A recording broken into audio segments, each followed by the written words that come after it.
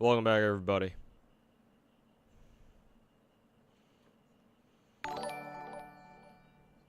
Hey, Mr. Walks, how's it going, man? Thanks so much for the 52-month resub. Oh, also, I'm gonna need you to make another thumbnail real soon. I forgot to let you know earlier this week, but hopefully I'll remember to let you know later today after I'm done streaming. So thanks to the resub, cause that reminded me of it.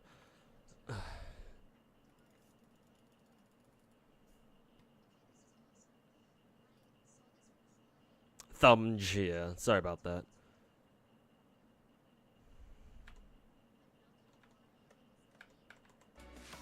Kind of annoying how the music always stops playing whenever you tab out of GFL2. I don't know why they did that.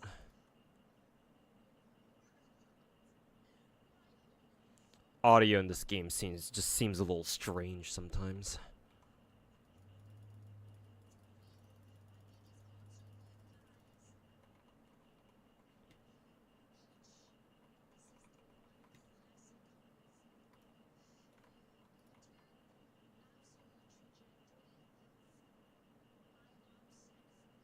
I don't think I've ever seen these enemies before.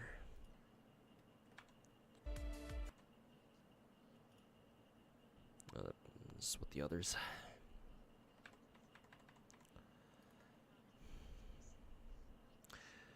But anyways, welcome back, everybody. They changed Twitch UI? I don't know. I haven't noticed anything different on my end. So for now, I'm gonna assume the answer is no, but...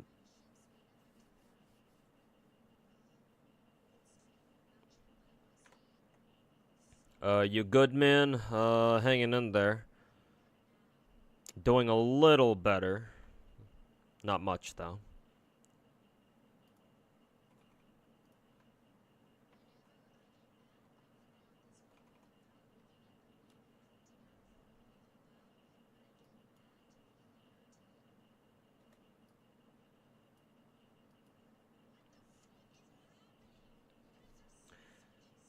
Send it ASAP because you're not at home at all tomorrow. Okay, and if that's the case, then I'm gonna message you on Discord right now.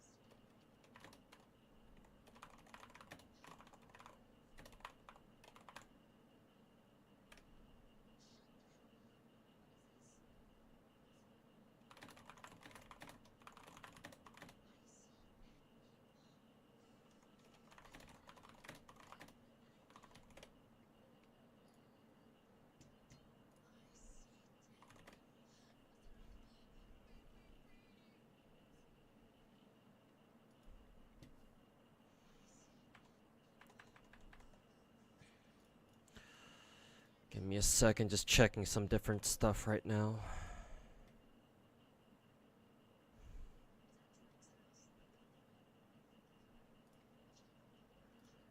Okay, it should be good enough.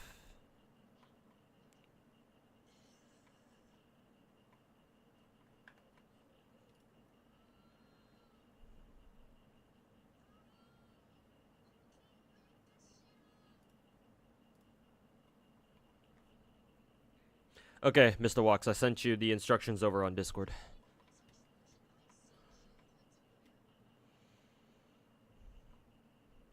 You have 0 games that use sounds because you always watch something while playing.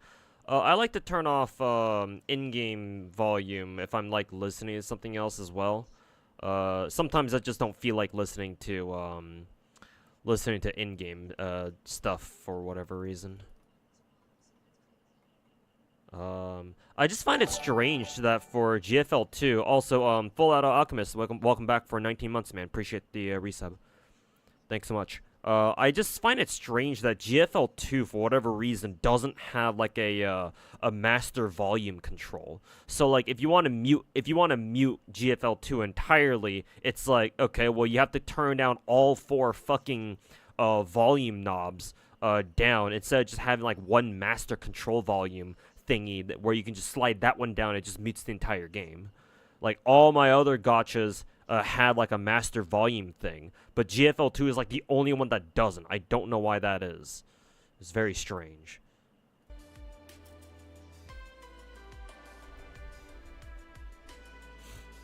Are you gonna roll for MP5 Draco? And you ask this question in both my YouTube and my Twitch chat.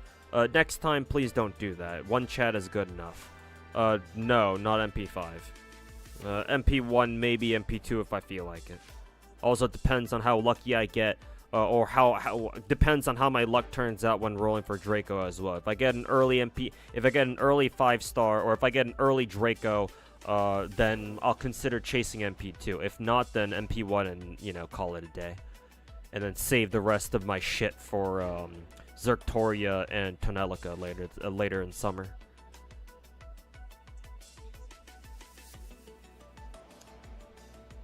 Hope your day gets better. We'll see with these gacha rolls. Might do it once tonight once you're back from Union Arena locals. Oh, you're into like, what, like fighting games or something? Respect for you heading out to your locals, though. Or supporting your locals. You can do it in your Windows mixer. I guess that's true, yeah. That's a good point, actually. I didn't think of that. Even still, though, it'd be nice if this game actually just had a master volume control just on its own. But yeah, I guess you're right. In the meantime, I suppose I should just use Windows Volume Mixer for that. Oh, I know why I don't really use Windows Volume Mixers, because if you screw up and you accidentally raise the volume for one program above the rest, then you have to adjust every other fucking program to, you have to adjust the volume toggles on every other fucking program to match up with it. Unless there's like one button where it just synchronizes all your programs to the same volume level, but I haven't seen something like that yet. Then again, it's been a while since I even bothered using the built-in volume mixer though. You got used to playing with sounds off. I mean, most of the time, most gacha games don't really have you rely on sound, so yeah, that's fine.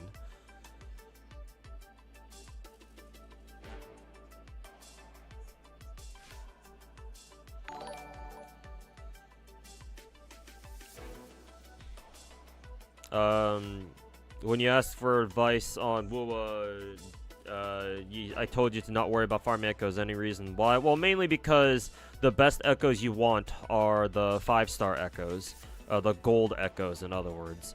And you can't start farming them till like you're a certain account level. I forget what it is in Wuwa. It's either like 40 or something. 45 is Genshin. I want to say it's 40 in Wuwa, or maybe it's a little bit lower than that. Maybe I forget exactly which one it is, or which level you start farming 5-star echoes for. But that would be the primary reason why. If you're already at the account level where you're starting to get 5-star echoes, then I guess you can start farming echoes at that point. It's just that be aware that you are not gonna have enough echo XP in order to like in order to just build echoes however way you want. This isn't Genshin, this isn't Star Rail, this isn't even Zenless, where the Hoyo games let you level up echoes or level up gear with like fodder gear. Wuwa doesn't let you do that for whatever dumb fucking retarded reason. You can only level it up with like the echo XP canister items or whatever. I'm gonna call it. Give me a second.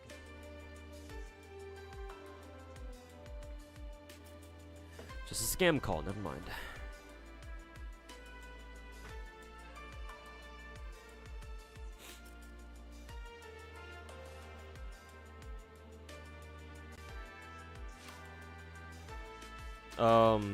But yeah, that would be the reason why, Jojo. Ideally, you shouldn't, like, actively farm echoes until then.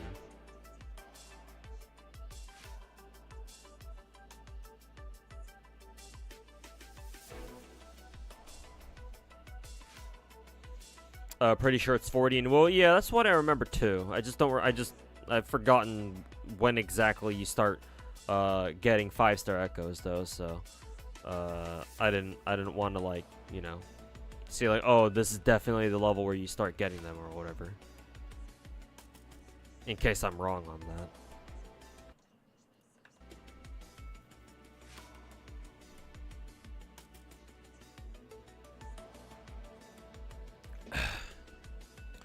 The bar you see is your overall Windows volume. Your app has to be lower than the overall Windows volume. Yeah, I know, Mr. Walks. It's just that, as I explained before, the reason why I don't like using Windows volume mixers because sometimes I drag the volume toggle for one program above the overall Windows volume, and what that does is it causes your overall Windows volume to match that program that you just adjusted the volume for, but then it doesn't change the volume toggles on any of your other programs that are currently running. And if you, like, try to lower the overall Windows volume bar down, it doesn't match up because, like, your other programs, their volume toggles will lower, but they'll still keep the same discrepancy between their original volume levels, and then what you just adjusted your maximum volume toggle was for, like, your first program. I don't know if I can explain what's going on properly, but yeah, I remember that being an issue for me. On my old computers. I'm on Windows 11 now, so I don't know if Windows 11 like has like a quality of life thing where it doesn't do that anymore, but I've never tried, but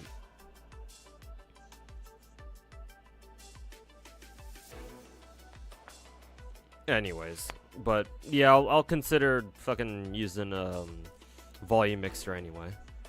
Yeah, it's probably a little bit easier than fucking constantly dragging like 4 different volume toggles back and forth. Should still add Mika team should still add a master volume toggle though. I don't know why it's not there. Fucking retarded.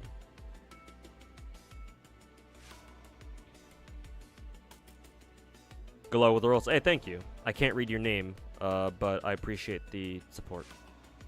I appreciate the good vibes.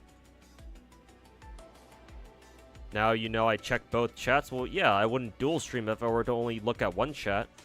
I mean, I'll be honest with you. I pay more attention to my Twitch chat, but I do look over my YouTube chat every so often. So no, you don't need to fucking hop in between my fucking chats, my dude. It's like one of the pet peeves I have with streaming. It's like, bro, just stay in one chat, man. Like, unless you want to switch, unless you want to switch platforms because one's like maybe you're off to work somewhere and it's better if you watch me on YouTube or something. No, that's fine. But like, if you want to ask me something, jumping between my chats is not the way to do it. Because now I'm gonna remember you, and I'm gonna remember you as one of those dudes who is fucking annoying enough to jump between my fucking chats just to get me to answer your fucking question, man. That shit is annoying for me. Makes you look like a fucking attention-hungry motherfucker in my chat. So consider that your only warning. Not to be an asshole about it, but still. It happens often enough where I have to tell people not to do it.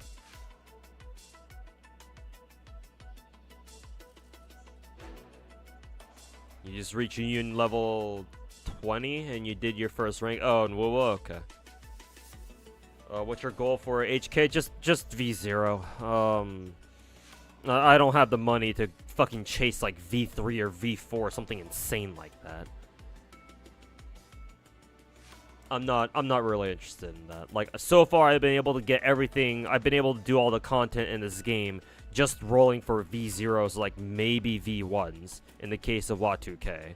So, yeah, I don't feel particularly inclined to, like, max out 416 or anything. I mean, if I had the money, I would definitely do it, but still.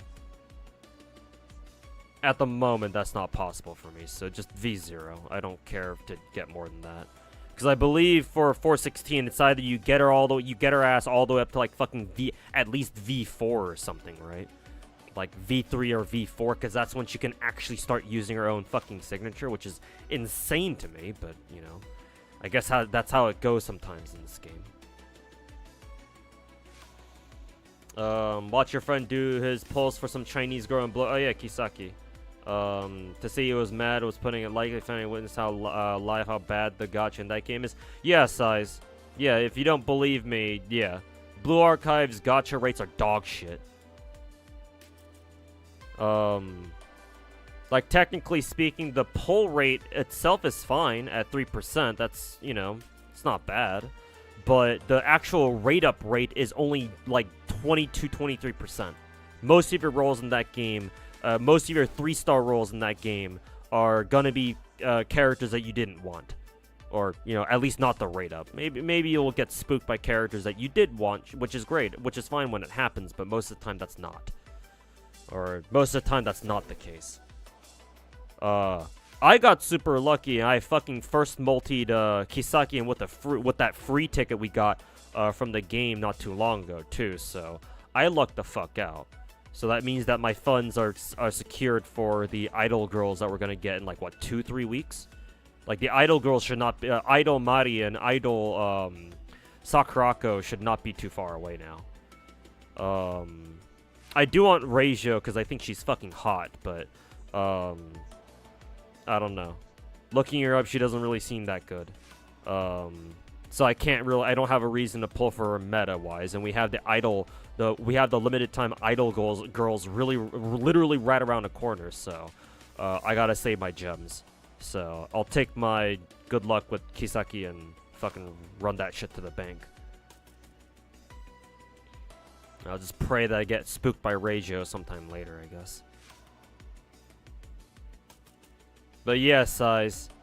If you didn't believe me for some reason that Blue Archive gacha's dog shit, then yeah, hopefully, you know, you learn now, or you do now. You watched Wuo's 2.2 stream and hope to see if they're gonna improve the whole echo leveling stuff, but nothing. Yeah, I don't expect them to change that shit for a long time, if ever.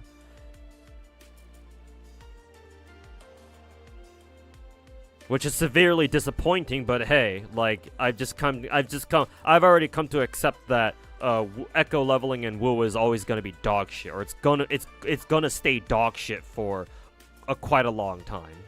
So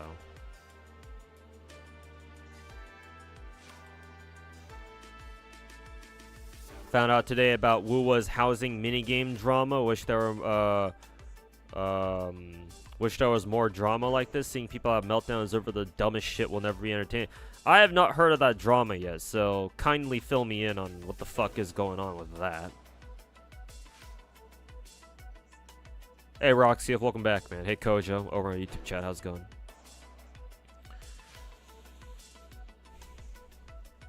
Lucked out on V1 416 when you hit your pity. Oh, you got a double? Nice.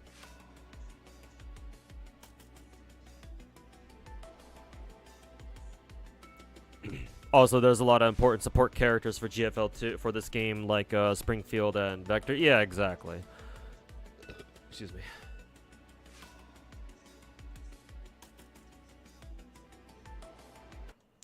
Got a lot more characters, especially with the ones they announced on the global live stream not too long ago. So, gotta make sure I've got some funds left over for them too.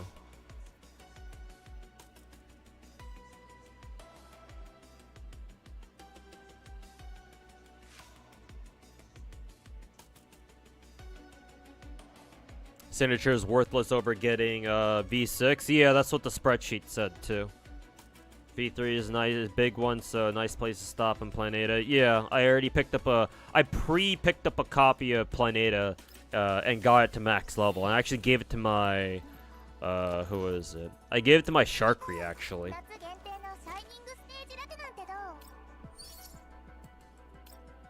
I will get Sharkry to level 60 while I'm at it, too.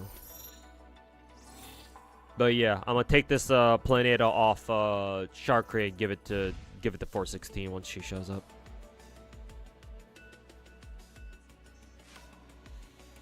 Twitch mobile is trash. That's what I've heard too.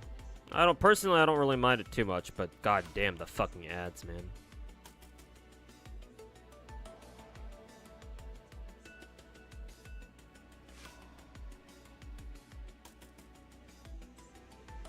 They have housing in Woo. What the fuck? Well, not yet, but apparently I guess they're planning on adding some sort of like dorm stuff into the game.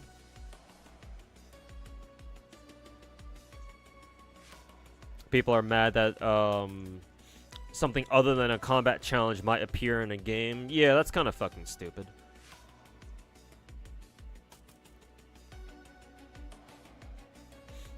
Lots of gacha games have like dorm systems and stuff, so it's like, why are people mad about this? Well, oh yeah, that's right. A lot of people who play gacha games only ever fucking play one gacha game, so they wouldn't fucking know about that now, would they?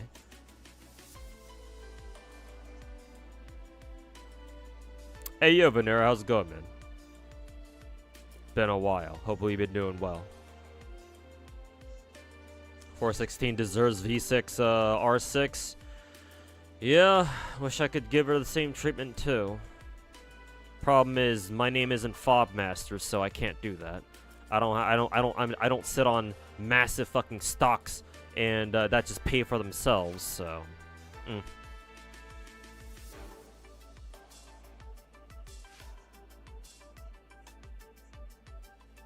No one deserves R6 in your opinion? No, what do you mean? All girls, all the GFL girls deserve R6.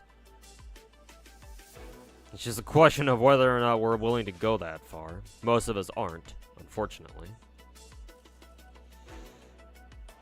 You pulled that smoking hot biker girl, 416 you mean?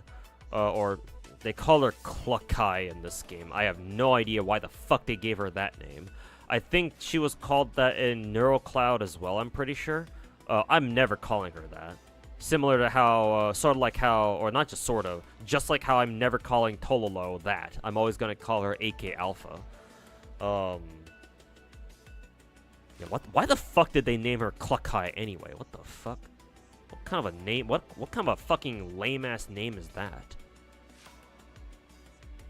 At least G28 got a pretty cute name. I think she goes by Belka now. I'm fine with that actually. Belka, it's kind of a cute name. But Cluckai, what the fuck is that? Who the fuck came up with that name?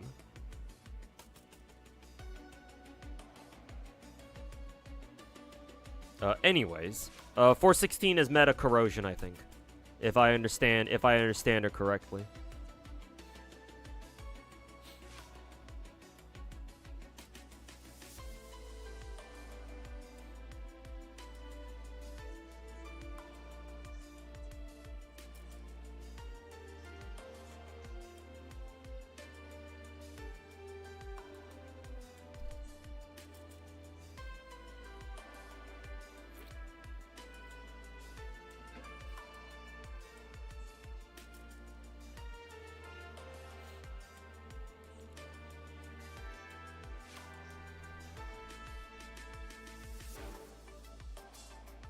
I think at this point you have like 3 different leveled Planetas on your account. I mean, Planeta is apparently really good for a lot of characters, so for a lot of ARs, so it's like, well, shit, may as well.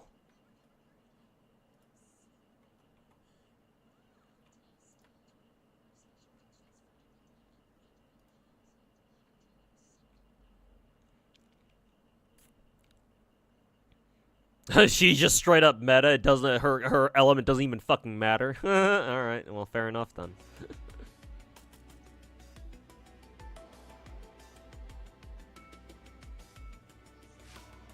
So there you go. There's your answer, Marv. 416 is just straight up meta.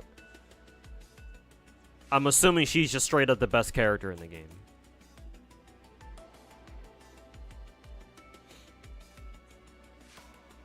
You're just waiting for a GFL2 global to allow post-gacha currency to get characters instead of just guns. Yeah, initially that was what I was waiting for too. But then given how difficult it seems to be for you to be able to get, what is it, 4-star weapons for, like, a lot of your characters, is like, well, at this point, it's like, if you want to use them, like, well, then it's like, buying weapons, buying the 5-star guns from the neural shop suddenly doesn't seem like such a bad option anymore. But, yeah, hopefully they add that soon nonetheless.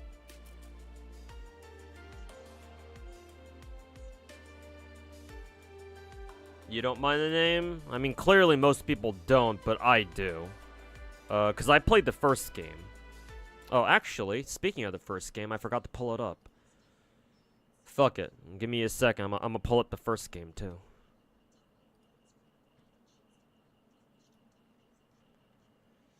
Because, yeah, I played the first game, and I gave 416 a ring in that game, too.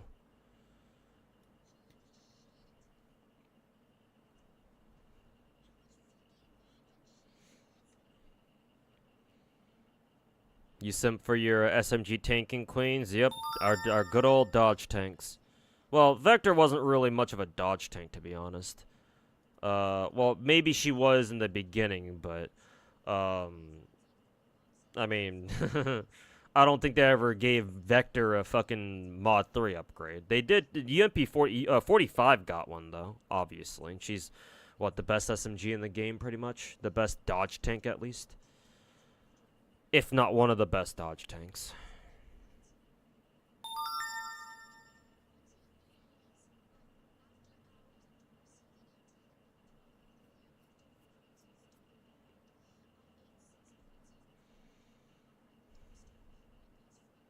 You agree with the Cluckai thing, but you do understand giving the girls names? Well, yeah, that's fine. I just have to. I'm not questioning their decision to give the characters like more normal names. That's fine. That's perfectly fine, right? But why Cluckai? At least with Tolo, I can sort of understand because Tolo is the name apparently of like a South American observatory. So like, yeah, that kind of makes sense. Though it's like, well, AK Alpha is literally an American gun, so why didn't you just name her after an American observatory instead? Why did it have to be South American? Like, I don't really get that. But like, okay, sure, at least there's some. It makes a little bit of sense at least. But where the fuck did Cluckai come from? Like, holy fuck, dude.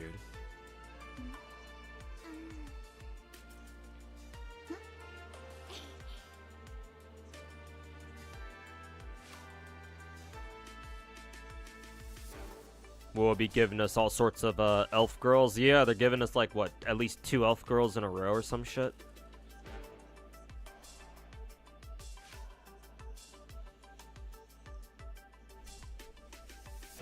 You'll understand if you give her a test drive. I did play her her trial version, and yeah, it's like they really want. It's like Mika Team really wanted to make have her keep her fucking grenadier role from the first game, but they were like, fuck it. Instead of giving her a noob tube, let's just give her a fucking motorcycle. Oh, and also a fucking corrosion bomb that covers basically half the map. Just for good measure.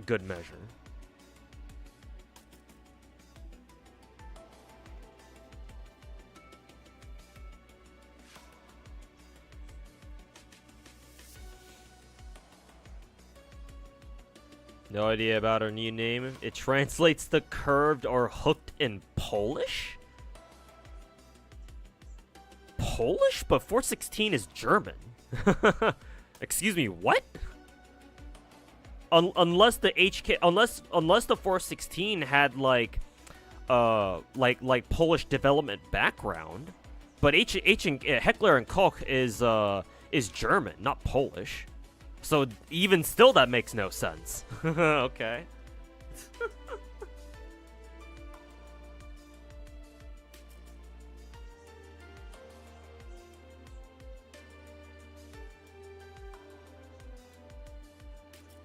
Unless, of course, like the Polish armed forces right now are like use like a 416 derivative as like their standard issue rifle, but I don't think that's the case. I think they use something else. Oh shit, the Gacha God himself. Yes, sir, that's me. I'm here to suffer for waifus today. Oh, and a husbando as well, because Mydei's out in Star Rail.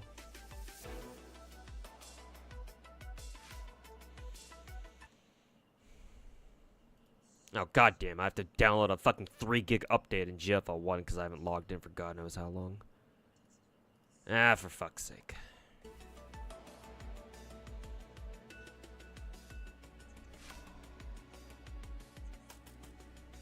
It's just like Enfield. Nobody's gonna call Surtur Levitain. Well, for me, I can pronounce Levitain, or at least I think that's how you pronounce it. Could be wrong, obviously. But yeah, it's like Surtur is Surtur.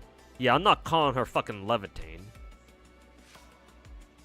Like, I'm still calling her Surtur. Like, especially because it's literally the same character.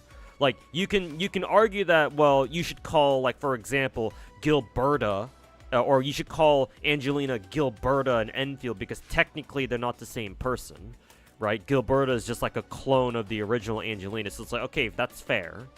I can see the logic behind that. But, like, Surtur is literally the same person, so hell no, I'm not calling her fucking Levitain. It's a cool name and all, but that's the name of her fucking sword or some shit. Yeah, to me, she's still Surtur. I'm not calling her anything else.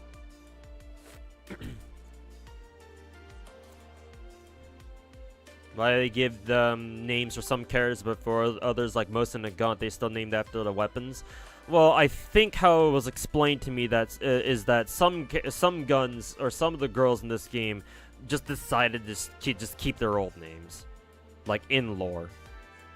Though I do kind of find it funny that the two of the guns who did are both Russian. Kind of surprised KSVK didn't just, you know, stick with her old gun name and renamed herself Dushevnaya or whatever. Did they try to call it Leviathan? No, Leviathan is an actual name. It's like a it comes from Norse mythology. I'm pretty sure from Norse mythology.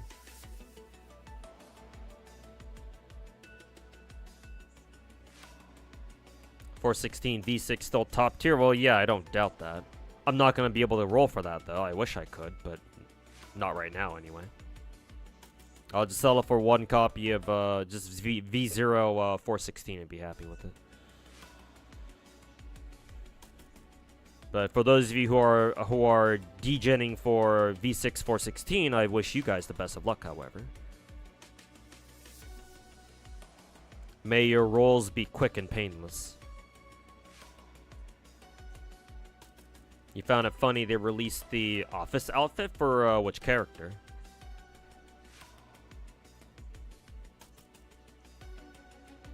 Weird question. Do you recommend GFL2 as an alternative for Star Rail? Not quite. They're both turn-based games, but they're very different subgenres of turn-based. Because Star Rail is the more traditional speed-based turn-based game. I consider the turn-based style that Star Rail bases itself on as like a more quote-unquote traditional turn-based style because it's all about speed and stats and shit like that. But in GFL2 is more of a more niche turn-based subgenre in my opinion.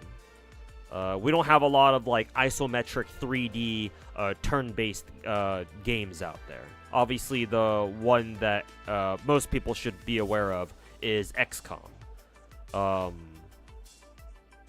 So I wouldn't recommend GFL2 as like an alternative.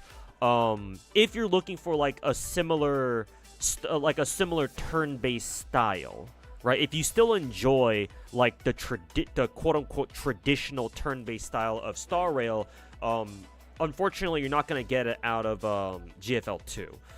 But if you're asking for an alternative in just that, oh, you just want to play any turn-based game, it doesn't have to be the same subgenre or style as Star Rail, then sure, yeah, come play GFL 2. This guy rules. Thanks so much for the 59-month resub. Welcome back. Appreciate the resub, man. One more month until the glorious 6 months.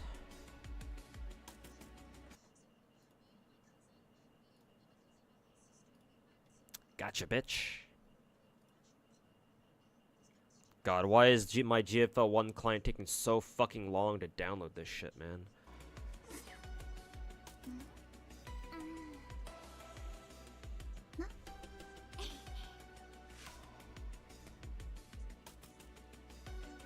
Had to Google it, but her name does make sense. It comes from the Polish or German. Okay, if it's German too, then sure. Verb klukak. I'm not pronouncing that right. Which means to cluck or to cackle. And why? Why did they think? Why? 416 is not the type of girl, not the type of person to fucking cluck or to cackle. At least I don't see her that way. Maybe she has her moments of her just laughing her fucking ass off, maybe.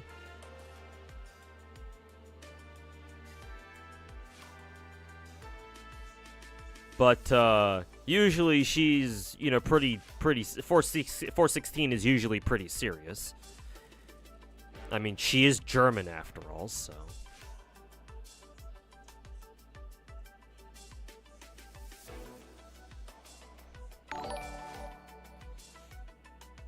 Also, on these stuff, thanks so much for the 28-month resub, man. Welcome back. How you doing, man? Hopefully you're enjoying your weekend.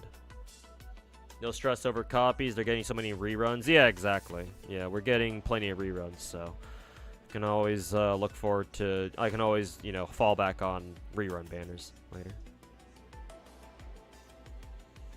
GFL 2 is just like a tactics RPG. It's still turn-based technically. It's still turn-based, but it is definitely more tactical. Yeah, certainly more tactical than fucking Star Rail. That's for sure.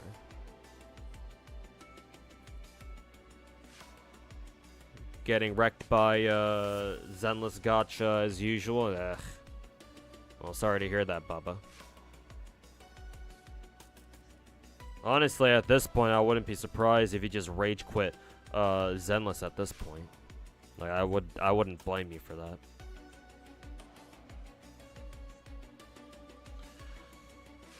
Weekend just started, so help, you know. Well, hopefully it turns out good then.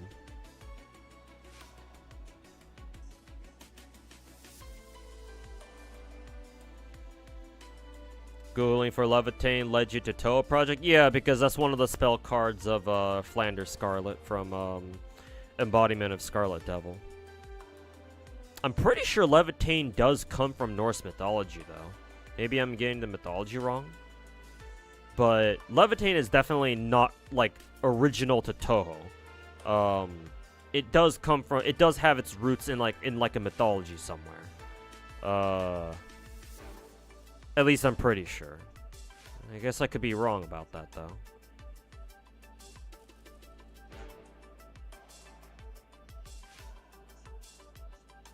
But yeah, Papasha as well for PPSH. Basically, it basically means daddy in Russian. Yeah, I'm a little bit confused as to why they gave her that name then. A little strange.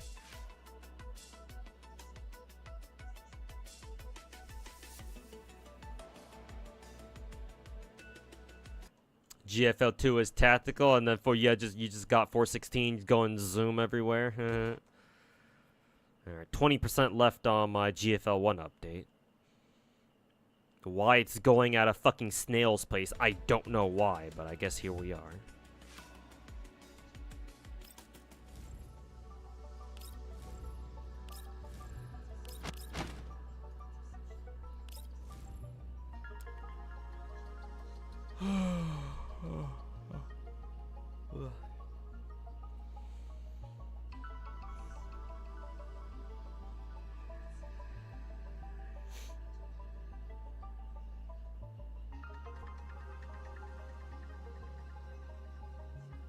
Levitain is Norse mythology. Okay, then yeah, there you go then.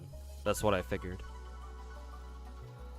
Found nothing on Google, just search her in Castlevania. In that case, then I'm pretty sure Levitain probably has like its own specific spelling, but yeah.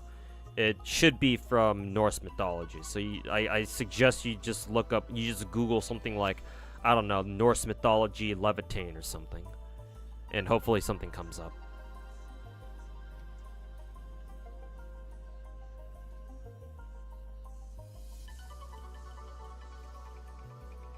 Levitain is a weapon crafted by Loki, according to according to Wikipedia or something like that. Yeah, then there you go. How good is Mydei? Is she a great DPS? I don't know how good Mydei is, or yeah, I'm not calling her Mydei either. Sounds fucking weird. Yeah, G11.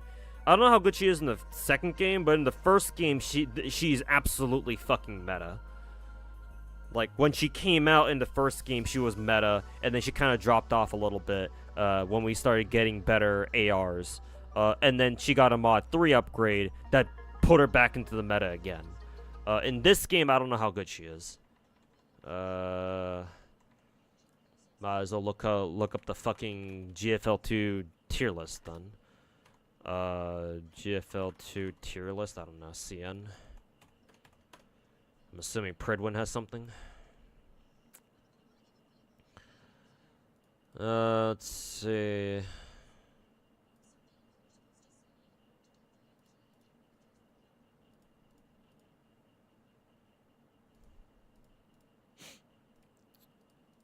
G11, yeah, she's tier 0.5 according to Pridwin. For all roles, or for all just throughout the game, I guess, just in general, both for mob fights and for boss fights. So yeah, she seems to be pretty damn good, at least as far as I can tell.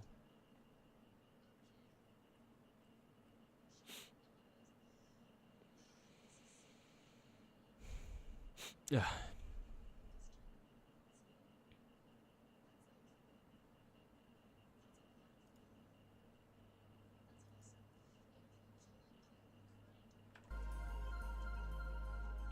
Ugh.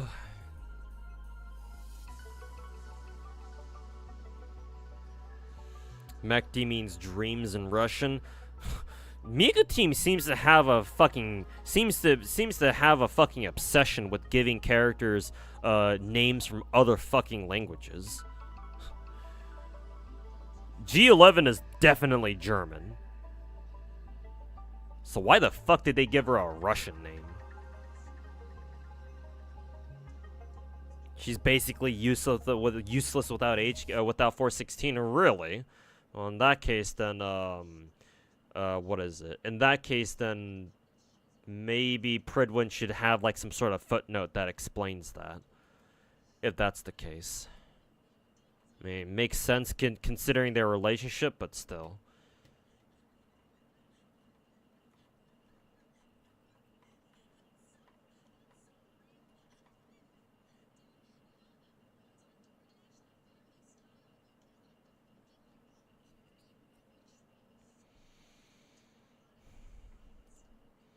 Okay, you finally found Levitain in Norse mythology? Okay. Good. I wasn't going crazy then. Google is just really shit. Yeah, sometimes it can be. You're pulling for Mydei. You plan on swiping for Casters, or do you have enough funds for both? Certainly not for both. I probably don't. I don't even know if I'm gonna have enough for Mydei. If I lose the coin flip, I don't know if I can chase Mydei even still, unless I happen to get lucky and get him early, right afterwards, like what happened with me and Brandt. But I guess we'll see. But I will be rolling for who is it? I will be rolling for Mydei nonetheless.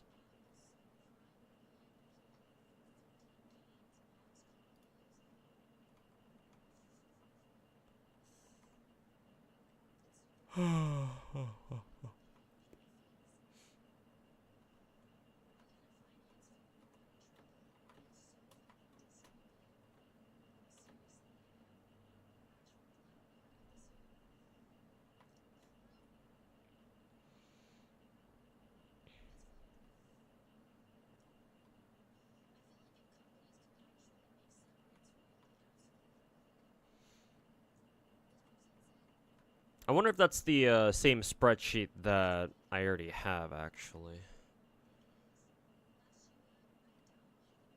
Actually, do I still have the GFL2 spreadsheet even up?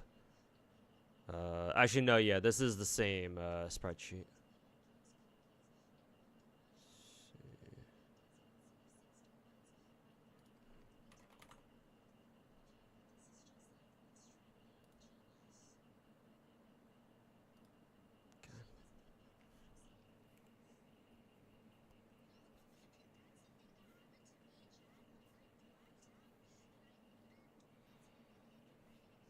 It's banger banner after banner. Hey, Mika team wants their fucking money.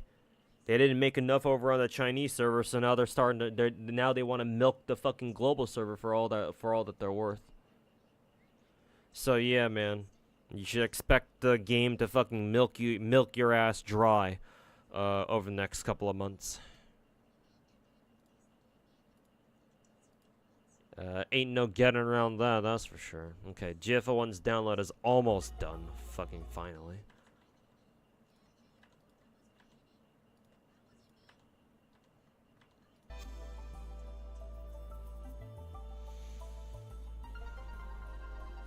Yo, future gachas implement like customizable UIs, because like new gacha games these days just strayed away from that. It's hard to make those games feel more personal. I mean, to be fair, most gacha games don't let you customize your UIs to begin with. Only a couple really really let you do that.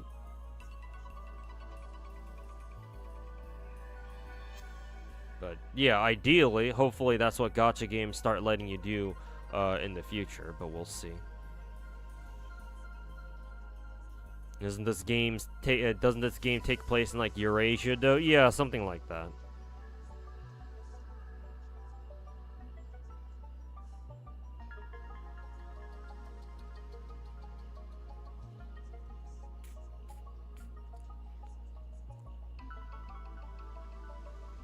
Last event of Star Rail is just a Liban event. Lane that there was absolutely no content for a new character for like 3 weeks. Better for me, less for me to have to worry about. But yeah, I understand where you're coming from, obviously. Also, hey Soth, how's it going, man? And thanks for the kind words.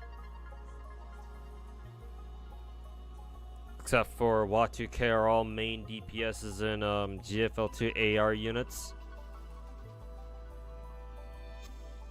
They might be? Not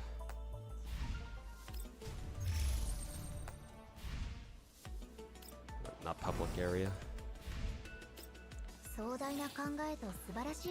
AK Alpha's main DPS, Watu-K's main DPS, Spaztol's more of a support. Obviously Changzhou is DPS. Rose is more of like a support-ish thing. She's probably a hybrid. KSVK is more support, I'm pretty sure. I don't really know what Peritia is. I don't know if she's supposed to be like a main DPS or just like a corrosion support or something. Lotta is like sub-ice DPS. Yeah, I guess technically she's a DPS. Somi's obviously support.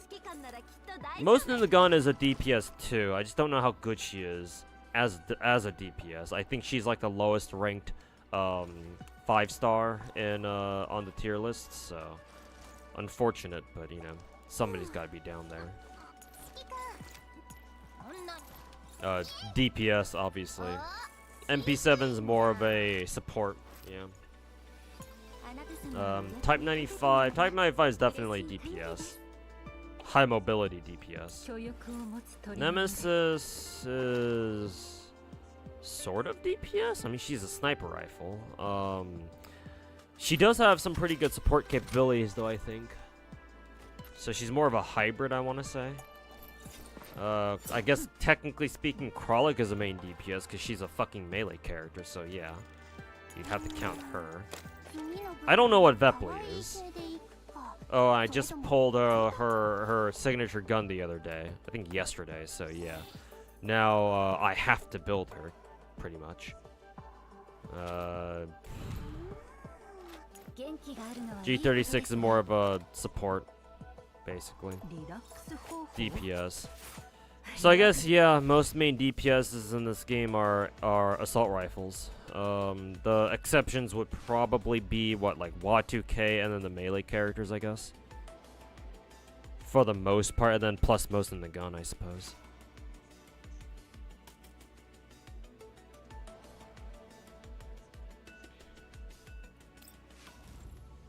How's a Gacha God doing today? I'm doing alright. Well, I had to wake up a little bit earlier than usual today. Not that this is really saying much, but had to go help out my brother setting up some stuff. And then now I'm back to stream a little bit. She's the worst lighting unit? Yeah, unfortunately. That's all we have for electric for now. We should be getting more electric characters in the future, though, so. But yeah, until then, yeah, most of the Gaunt's all we have.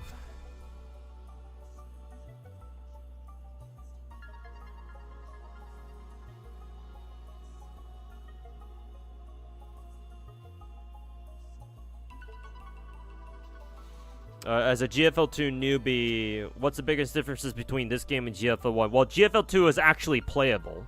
GFL1 is not. If you're a new player and you want, if you, let me put it this way: if you got into the Girls Frontline series with GFL2, which most people do, and you were curious about, oh, if this is Girls Frontline 2, then what's the first game like? And you go try out that game, GFL1 is basically borderline unplayable. GFL1, actually, let's see if my update is done. It is, thank God. I actually am pulling up GFL1 right now. So let me show you. Because I wanted to pull up my GFL1 client anyway, because I want to pull up my own 416 for some, you know, good vibes here. When I start rolling anyway. There's my GFL backup. There it is. I don't think 416 had a wedding skin before. I think this is new. Huh. How appropriate that they give 416 a fucking wedding skin when she comes out in GFL 2. Cute.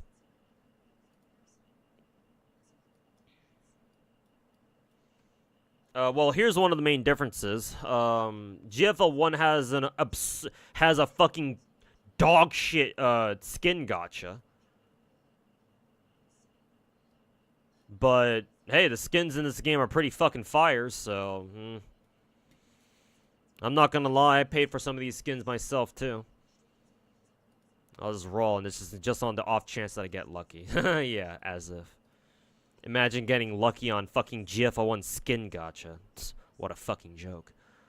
Anyways, well, that's cute that they gave her a wedding skin finally. It only took them fucking 7 years. Anyways, where's my 416 in the first game? There she is. I wish this was her wedding skin, but it's technically not a wedding skin. It's a party dress skin.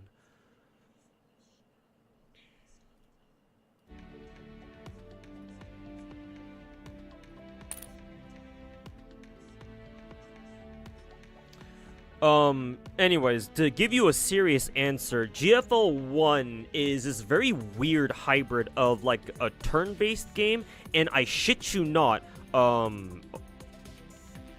actually, no, let me back that up. Let me rephrase that. GFL1 is this weird fucking hybrid of, like, turn-based and then real-time action strategy. So, legit, like, I shit you not, this game is basically like it's basically a borderline RTS. It's almost an RTS. That's the best way that I can put this game, the first game that is.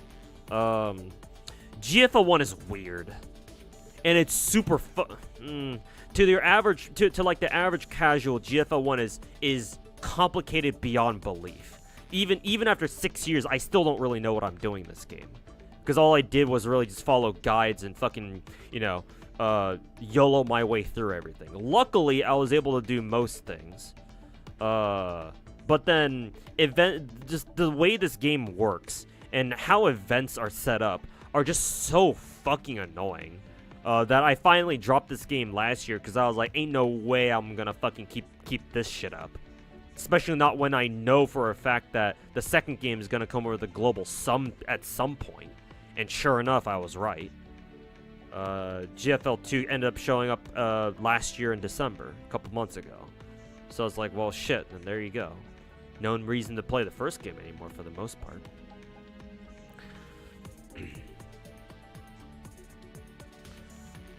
Yeah, the first game is weird. I guess the good way to just demonstrate what the first game is like to you is just to show you what the fucking gameplay looks like. And again, just fair warning, this game is fucking weird. In case I didn't make that fucking clear for like the 6th or 7th time. What's an easy map that I can do? We can do... just to make things super simple, we can just do 5-6.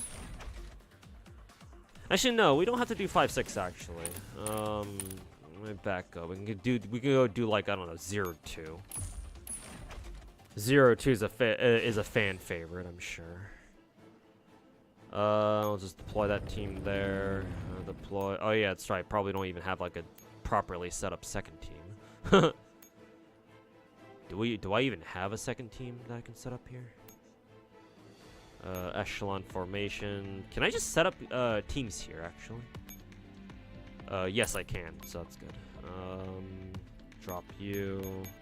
We'll keep 416. 416, G11. We'll grab UMP. Both the UMPs actually, because that's your 404 team right there. And then probably a pistol, because in the first game the pistols were your dedicated support class. So, who do we want to bring as our pistol?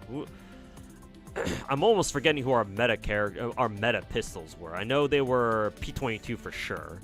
And then I think Webley? Yeah, Webley, I think. Let's see if Webley fits in this team.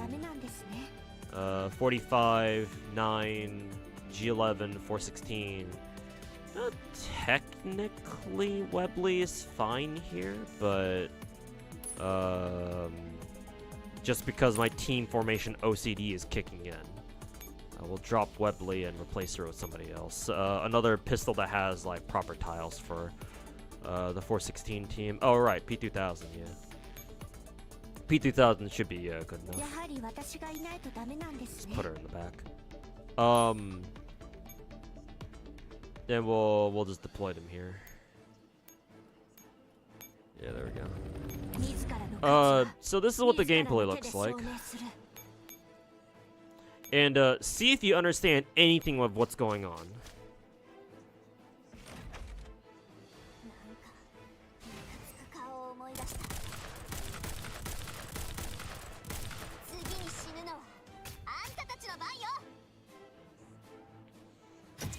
First battle down. They probably got like 2 or 3 more. They just gotta cross the bridge here. Did you miss the rolls? No, not yet. I'm just killing some time by playing the first game a little bit. Because somebody asked me what the first game was like, and I'm showing them.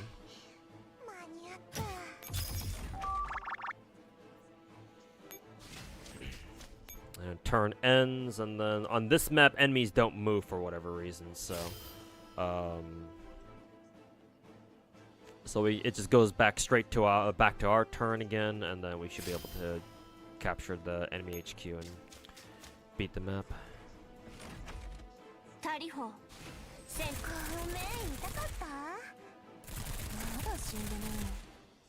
And there you go.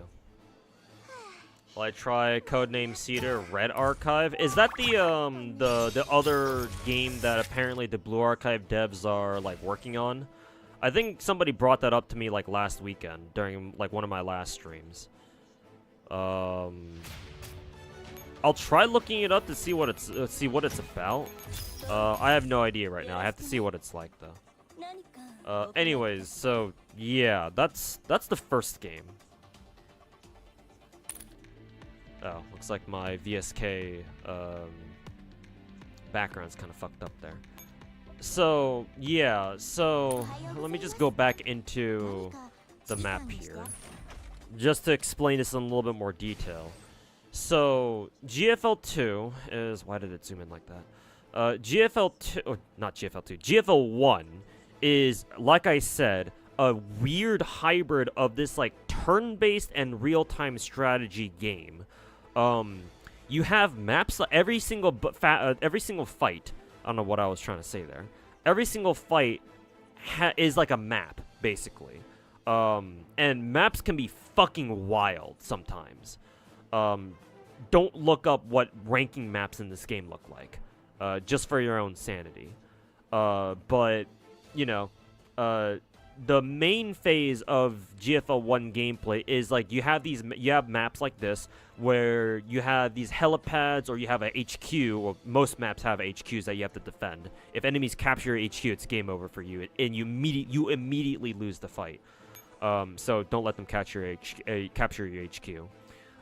So you deploy your units, your squads, echelons they call them in this game, into available HQs, or into your available HQ, or any available helipad, or as many as you can anyway. Sometimes you don't want to deploy to certain helipads because of some reasons. Depends on the map. So and you have up to 10 different squadrons, technically 14 different echelons that you can deploy, or at least choose from. Every map has like an echelon limit, so the map will not physically let you deploy more teams than a certain arbitrary number. I think for this map it's like 2. Your team limit is like 2 or something. It's like 2 or 3. I think they let you bring in like 3 actually, now that I think about it. So you deploy your teams like this. And when you click start operation, obviously you get into it and you start playing. There are a lot of mechanics for this game. And I honestly don't really know where to start. Since we're here, though, might as well start with the resource mechanic. In this game, you have to micromanage resources. I'm pretty sure you can see my entire screen, so yeah, I don't have to worry about like my webcam blocking anything. On the top right, where my cursor is,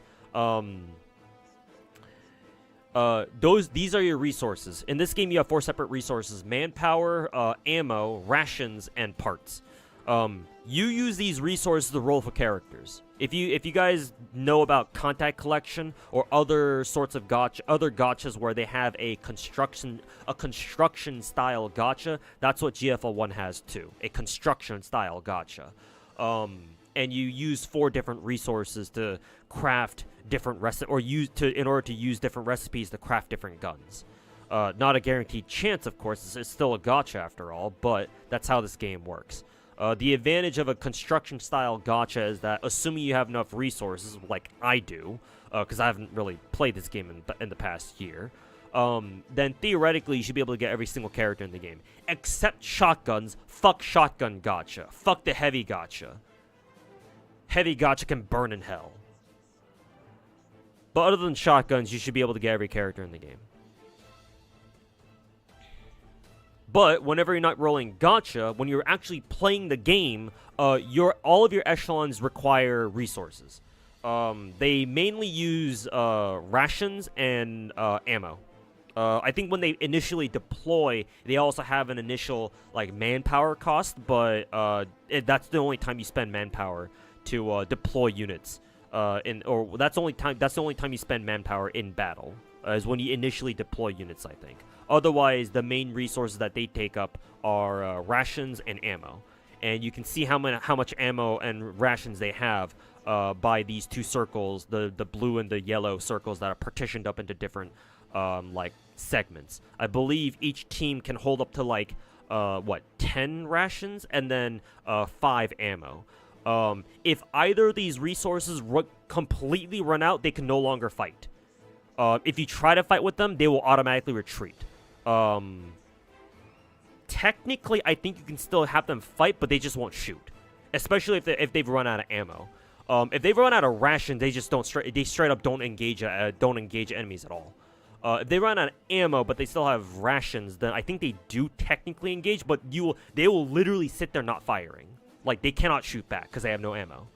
So you have to micromanage resources in this game. There are a lot of higher difficulty fights in this game, maps in this game where if it's very easy for your teams to run out of ammo because you use them to fight a lot.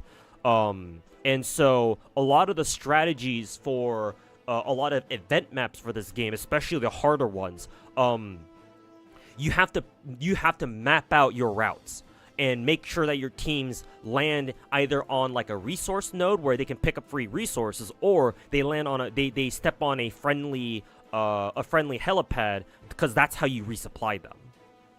So you have to micromanage the resources too, even in game. What else? When they actually get it, so before they even get into the real-time strategy part, the turn-based part, you start first, obviously, and then the enemies start after. GFO1 is like a I don't know if there's like a term for this. It's like a territory conquest turn-based style map.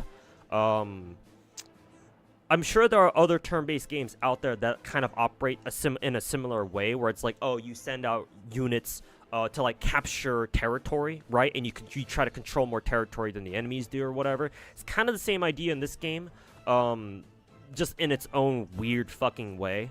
White nodes mean that they're neutral, that they haven't been captured by anybody. Red tiles mean that, or red nodes mean that the enemies control them, and then blue tiles mean that you control them. So yeah, you capture tiles by having your teams stand on them, and then end your turn on them too, for that matter. You can't just capture a tile just by having a team of yours just stand on them. You have to end a turn on them too. However, you can also capture tiles another way, in that if you surround a tile with your own tiles. So let's say, for example, oh, this is a perfect example. Right here, oops, I didn't mean to retreat them. I guess that's fine. This heliport right here is going to get captured next turn. The reason why is because all the surrounding tiles are controlled by the enemies. So since this helipad is connected to this node down here and then this node up here, but these two nodes are both captured by enemies already, this means that on the very next turn, this helipad will fall under enemy control. It's not like the enemies can really use this helipad themselves or anything. It's just that it denies you from being able to use that helipad yourself later. So if you don't want this helipad to fall under enemy control, you have to deploy a unit here and then eliminate either one of these two enemies here, and make sure to capture one of these so that this helipad doesn't fall under enemy control, or it doesn't become enemy captured. So that's how you can. That's also another way to capture a tile. So yeah, the game usually, the win condition for GFL1 fights is usually to locate the enemy HQ and then capture it. And then once you do that, you usually win the game. For a lot of event fights and some of the later story chapters, you have some different objectives that aren't just, capture enemy HQ. Sometimes you have to go after specific enemy units or whatever, and then kill them because they're the boss or whatever. But for most GFL1 fights, it's usually enemies have an HQ, you also have an HQ, gotta defend your own HQ, and then capture theirs at the same time. So that's usually the win condition for most GFL1 fights. So let's start operation again. When you actually get into a fight, this is what happens. So let me see if I can pause the fight real quick. So this is what the in-game, the real-time action part comes in. Your team is made up of 5 characters in the first game, or 5 T-dolls in the first game. You can have up to 5. The reason why you see so many fucking T-dolls of the same characters, like, you see, like, God, how many are there? Like, I think each of them have 5 each, right? So, like, 25 different, 25 individual sprites here. In this game, the limit-breaking system works by, literally, lore-wise, literally, you give the main doll, like, a copy of themselves. Because remember, these are all fucking androids, right? They're all technically robots. And so, they can get backup bodies, basically. Or at least in the first game they could. I don't know what the lore is in the second game, if they have access to, like, spare bodies or not. But in the first game, you quite literally manufacture clones of the main character, or the main girl. And so by limit breaking them, you physically add more bodies to their squad, their little like clone squad or whatever. and the maximum number of bodies that they can have with them is 4, so 5 total. So yeah, max limit breaking a character means that you're gonna see them with 5 copies of themselves at the same time in their own little tile, and you can do that for basically all the girls in the game or all the characters in the game. So in case that looked a little strange to you, that's what's going on here. The playable field is technically a 9x9, so just imagine a numpad, the numpad on the right side of your keyboard if you have one. You can tell because when I try dragging characters around, the numpad tile set pops up, as you can see there. And so a lot of GFL1 squad notations is a numpad notation. What else can I talk about? So yeah, your team starts on the left, enemies start on the right, and then your team and the enemy team face each other, like, you know, head to head, and they shoot each other, and then usually you kill them. Sometimes it can be the opposite way around, though. Try not to do that, though. Yeah, positions matter in this game, because, as I'll explain later when I go over the individual teams, characters in this game have tiles that they buff. And all the different types of guns in this game they buff specific weapons. There are some exceptions, of course, where they can buff different characters that they're not supposed to, or like the rest of the class usually isn't supposed to. But generally speaking, all the different types of guns in the game have specific other types of guns that they usually like to buff. For example, ARs buff SMGs, SMGs buff ARs back, sniper rifles buff handguns, shotguns buff MGs, and MGs also buff shotguns back, which is why you have shotgun MG teams. Same thing with AR SMG teams. And then pistols buff everybody, which is why the pistols are the main buffing class in this game. They're like the main support class in this game. There are a couple of DPS handguns, but they're kind of rare. Most pistols are support. Yeah, I think those are the 3 main team types of this game: AR SMG, shotgun machine gun, SGMG, and then rifle handgun. Reason for rifle handgun is because a lot of handguns have rate of fire buffing, buffs, and that's one of the best buffs you can give to sniper rifles in this game. Because the downside of sniper rifles in this game is that they shoot really slowly. So what do you do to counter that? You give them rate of fire buffs. M590 is a hilariously good rate of fire buffing gun. I think she's the best one in the game. She's either the best or one of the best, at least. Same thing with the 5.7 behind her. Those two are really good rate of fire buffing pistols. I think they still are, unless we've gotten new meta pistols in the game since I last left, or since I left this game.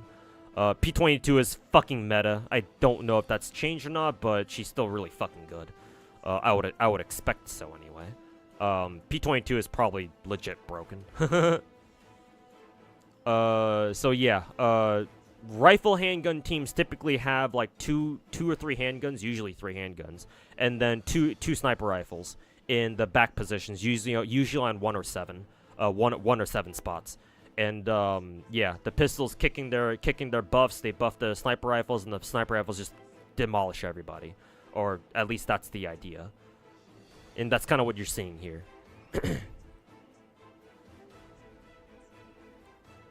You can also move your characters around too. Like that. This is actually important, moving the characters around. That's actually very important. Because for a lot of the harder fights, you will come across legitimately fucking bullshit enemies. That will just melt your fucking characters, no matter how good of tanks they are. Not even UMP-45 can really last a long time against some enemies in this game. And so there is legit micro in this game, where you intentionally pause buffer, and then you basically micro one of your mainly, usually it's a dodge tank. like 45 or somebody else. But you usually either pause buffer or you like jiggle. You basically jiggle peek like one of your tank SMGs back and forth, so that you delay the arrival of enemies. Also, having guns, having some of your guns up on the front row, so 963, extends their range. If you only have your characters in the back, their range is low. Their maximum range of engagement is actually lower. So that's also another reason why people jiggle peek their SMGs or their tank units. So that way it gives the rest of their team better range, so they can engage enemies faster. And then they jiggle them back. They keep retreating. They keep microing their characters back. So that way it causes enemies to keep stopping. They stop, run, stop, run, stop. So it delays their attacking by quite a bit. So it buys you a lot of time in order to kill them before they kill you. That is at times that is very necessary, and you have to learn how to micro that shit. You also have to recognize which enemies you have to do that against too. For the most part, you can do that against everybody just to be safe. But obviously, I'm not doing it here because these enemies aren't that bad. But anyways.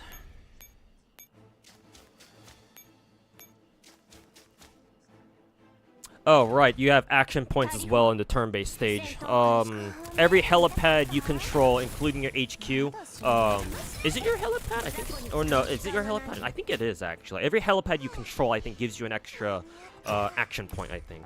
Every unit you have on the field also gives you another action point. And so those action points determine how many moves you have in a single turn. Some maps also have turn caps as well, where you have to get the objective done before you run out of turns. So, keep that in mind as well.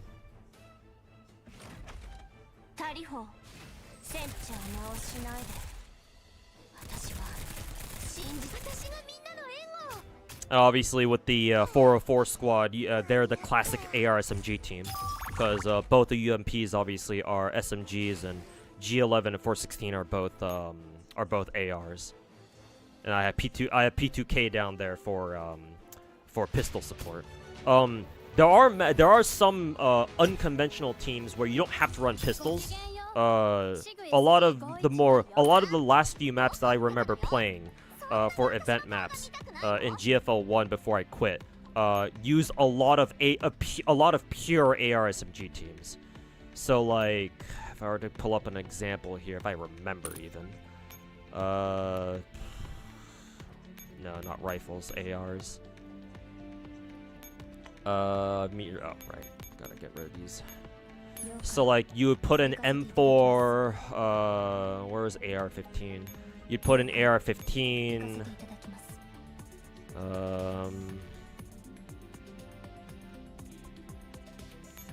who would your SMGs be? I guess technically UMP. I got a spare UMP over here just because she's basically the best SMG in the game. Oh, by the way, in this game you can have dupes. Yeah. So in case you're kind of wondering about that, as you can see here, I have UMP 45 here in this team, but I also have a second UMP 45 in this here on my third team. The only restriction on having separate dupes is that you cannot have two of the same character on the same team. But if they're on different teams, that's totally fine. The game doesn't care. So, like, legit, if you wanted to take this game seriously, what you would have to do is you have to run multiple copies of the same exact fucking character. Because in this game, meta is king. If you hear any other gacha game or anybody else like bitch about meta in any other gacha game, remember, meta is a suggestion in those games. In this game, in GFL 1, meta is not a suggestion. You do it or you die. Maybe maybe you're not gonna die, but you're gonna have a fucking hard time. And it's already hard. This game is already hard enough as it is. Even playing meta. So yeah, good luck playing off meta in this game. So you legit go out of your way to get multiple characters. Like, I have 2 UMP-45s. I have, what, 2 P-22s, I think? Because, again, P-22 is the, as far as I know, the best handgun in the fucking game. Do I have 3, actually? I might have 3. Yeah, I do have 3. Because I have 2 up here, one of which I actually gave a ring to. But I have 2 level P-22s. I have a 3rd one down here in case I ever needed it. I didn't, but, you know. That should kind of tell you something. Same thing with P-2000 as well. I have 2 separate copies of P-2000. I have a 3rd one down here just in case. Just in case I ever needed her. Oh, and 2 copies of PX4 Storm too, because she's really good.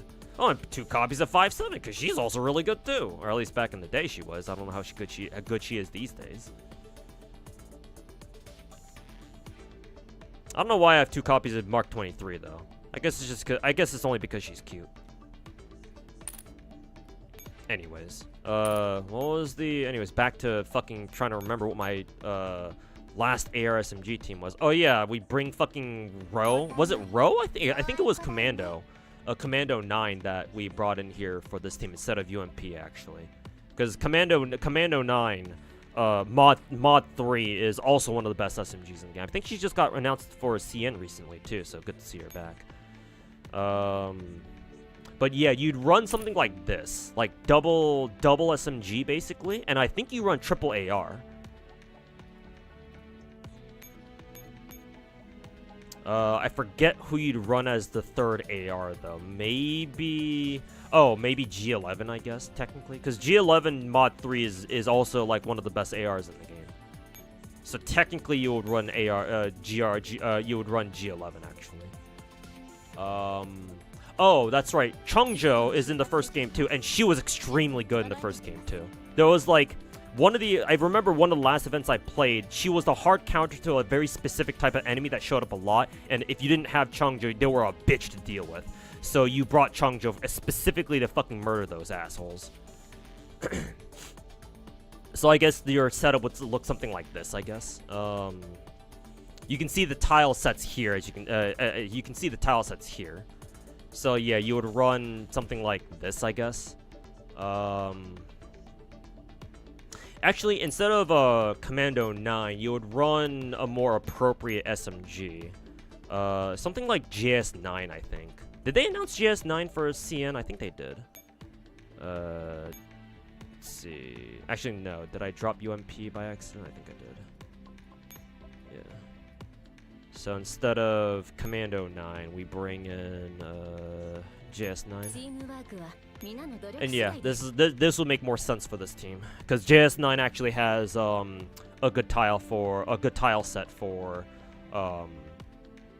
ARSMG teams. So yeah, you would bring in this kind of team basically. However, this gets even more nuanced, because I showed you a daytime map. This game has nighttime maps. Cause if you want to go down the rabbit hole even further, this game has nighttime maps too. Cause this game has what, like 13 chapters, story chapters, and God knows how many event maps. All the events are story related, by the way. Kind of what GFL 2 does too, I think. But in the first game, instead of being divided up into normal and hard, this game has normal, emergency, and then night battle. Night battle maps are pretty different. Because when you get into one, no, I don't want to do that. Just go into 1-1 just to make things simple. When you get into one, this is what the map looks like. God damn it, zoom out. So obviously you can tell the map is at night. However, now, you might have noticed at the beginning, at the little, cinematic intro thing, where it said, please bring night vision gear. The reason for that is that when you drop units into night battles, their accuracy drops by 90%. In order to mitigate that, you have to give your characters NVGs, or sorry, they're not NVGs per se, but you have to give them infrared laser sight gear. There's a specific gear type where they're basically like, infrared lasers or whatever. and you equip them onto your characters, mainly your DPS characters, because you don't need to give them to your tanks, because it's not like you're expecting your tanks to do a lot of damage. Just mainly your DPSs, they're the important ones. And that'll mitigate, that'll get rid of the night battle accuracy penalty. However, it takes up one of their gear slots, and that gear slot is usually their optic slot. And yeah, that means that if they don't have their usual optics that give them more crit rate, I think it is, then yeah, they're gonna do less damage. So night battles are just naturally harder because of that. Also, you want to bring a handgun for these for these night battles, because if your units don't have handguns, you cannot see. You cannot see what's one tile ahead of you. Because in normal daytime maps, you can see the entire map, no problem. In night battles, you can't see shit. Like, there's a literal fog of war on the map that you have to deal with, and one of the only ways to deal with it is by making sure every single one of your teams has a handgun, because handguns have the unique trait of giving your teams vision. Only one vision of only one tile ahead, though, but that is far better than nothing. There are some night maps where it is straight up impossible to do without pistols. So that's another fucking, wrench thrown in there just for good measure, because fuck you, I guess. So naturally, AR-SMG teams like this, or basically no handgun teams like this, are only used for daytime maps for good reason. If you're going into a night battle map, and it's in like an event or something, you better fucking bring a handgun. Otherwise, you're not gonna get anything done. Usually.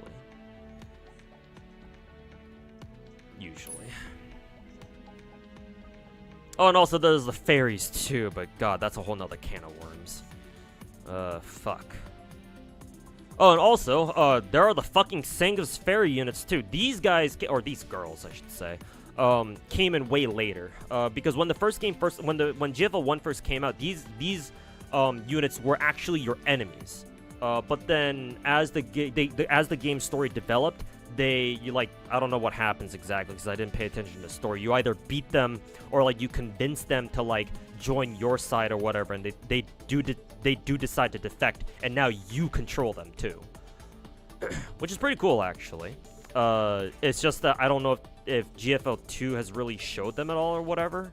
But in the first game, they used to be your enemy, but now you actually control them too. And these characters are some of the most broken characters in the game. Their old faction used to be called Sangha's Fairy, as you can see down here, but now they're just called Coalition. But yeah, these characters are legitimately broken. Some fights they will just completely just fucking no sell that shit. Especially if you have dedicated teams for them. Obviously on their own they don't really do much, but when you have the character in question, when you've got them all leveled up and shit, and you give them their own fucking units, and you manage to make an entire fucking team out of them, then yeah, they fucking wreck some shit. And thank God too, because some maps are legit fucking bullshit without them. Like, the Coalition units are so busted that some players in the first game considered them cheating. That's how good they were. They can go fuck themselves. The people who say that using Coalition units are cheating, that is. Anyways. Oh, if you thought we were done, I'm not done yet. I probably should wrap this up soon though. But there's one more main layer of complexity to this, and that is your HOCs. Woohoo! Everyone loves HOCs. HOC stands for Heavy Ordnance something company. Heavy Ordnance something. HOCs for short. And what these units do is that they're your mobile artillery. They actually deploy just like your regular units do, but they can't fight directly. Instead, what they do is they provide close fire support for your actual combat teams. And we have how many in the game by now? 1, 2, 3, 4, 5, 6, 7, 8, 9-ish, 9 or 10-ish maybe. BGM 71 they give you for free. The BGM 71 is still, I think, one of the best ones.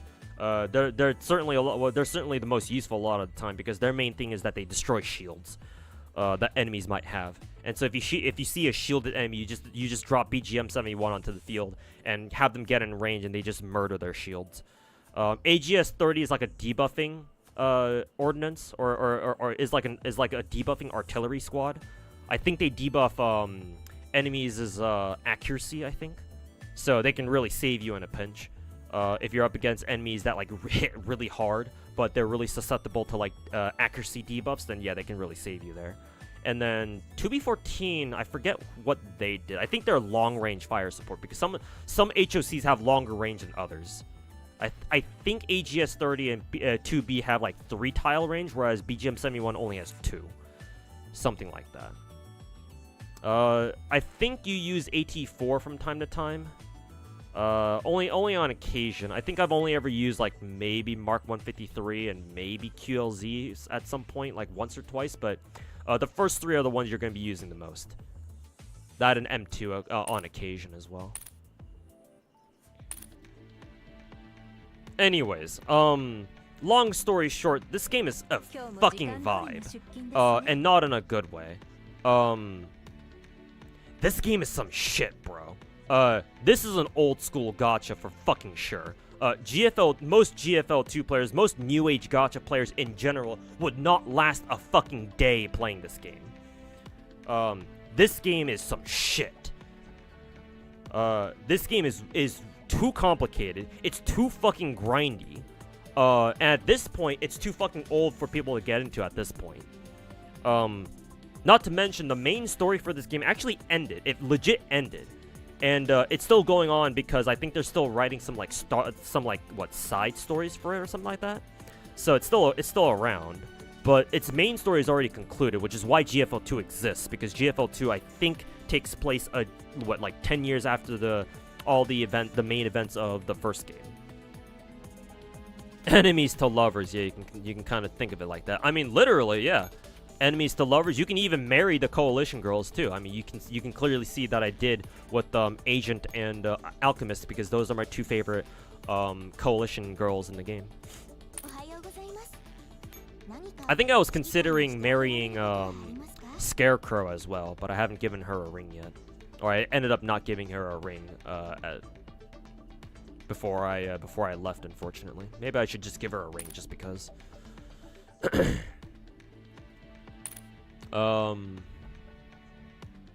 Yeah. This game is some shit, bro.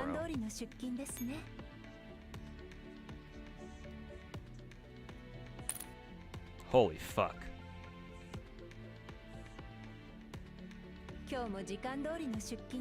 This game's got some good skins, though. I mean, hey, look at DP12's fucking fat ass fucking titties here. How do I toggle cameras like this? Oh, not quite. Back like this.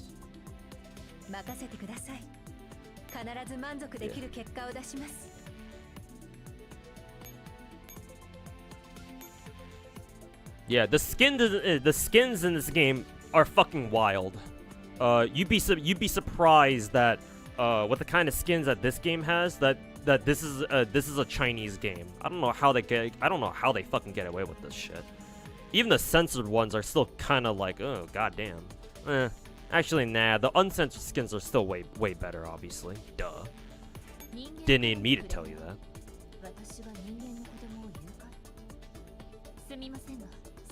This is VSK94, by the way. You guys might remember her as what's her name in the second game again?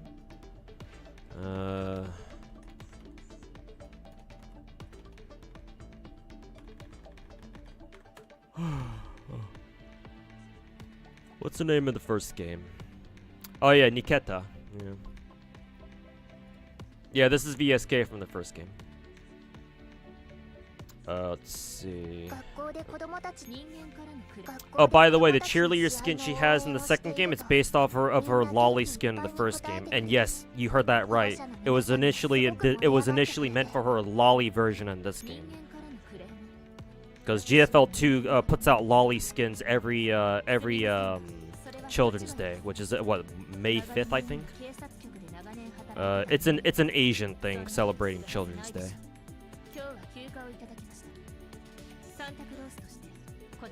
There we go. That looks much better. I don't know why the game like reset all my camera angles for this shit. But it is what it is, I guess.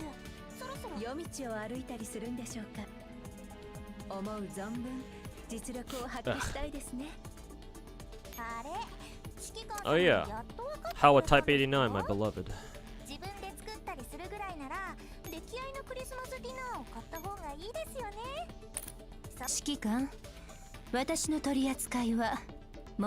This is the girl that I want Mika Team to add next because DSR50 is my second favorite waifu from the first game. But yeah, the first game's got some fucking good ass skins though. I'll give it that. Spent a lot of money on skins in this game, even though the skin gacha is fucking dog shit. Huh, is that a new Saiga 12 skin? Goddamn. Also, do you have beer? Thanks so much for dropping $5, man. Appreciate it, man.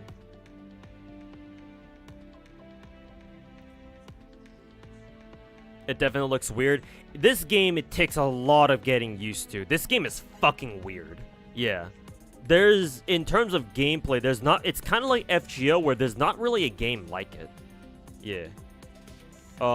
If you're a sucker for like weird gameplay gachas, then yeah, GFL 1 might be up your alley, but I just warn you, this game is super fucking grindy. Like, even after, like, they've improved, like, the grind for this game and made it a little bit easier, it's still really fucking bullshit.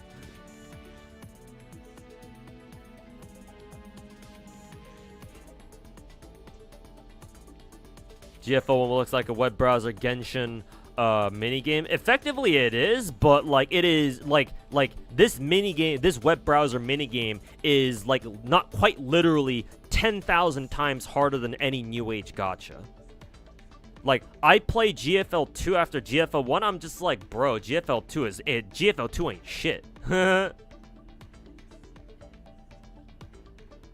Like, don't get me wrong, GFL 2 it's still very interesting gameplay wise. I'm not trying to take anything away from that game, but still, it's like, holy fuck, man. Like, 6 years of playing the first Girls Frontline and the second Girls Frontline feels like I'm playing Genshin all over again.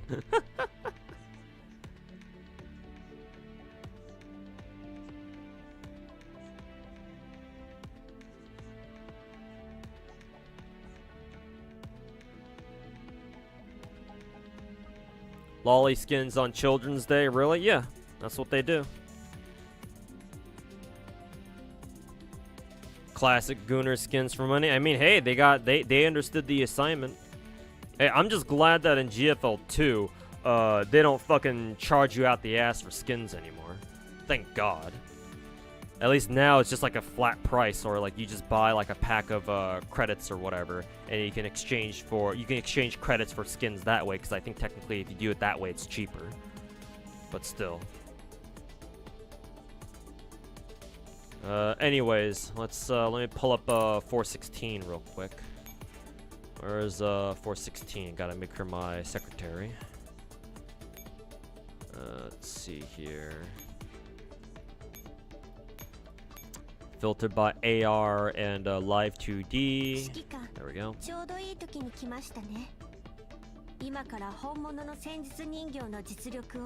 Oh, and by the way, for those guys who didn't know, in the first game, all of the skins in the first game have a damaged version too. So effectively, every single skin you get in the game, you get 2 skins for the price of 1.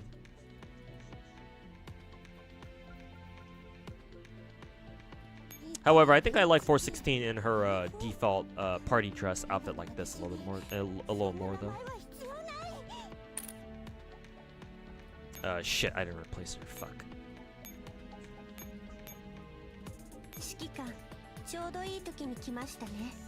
Zoom in, enhance. There we go.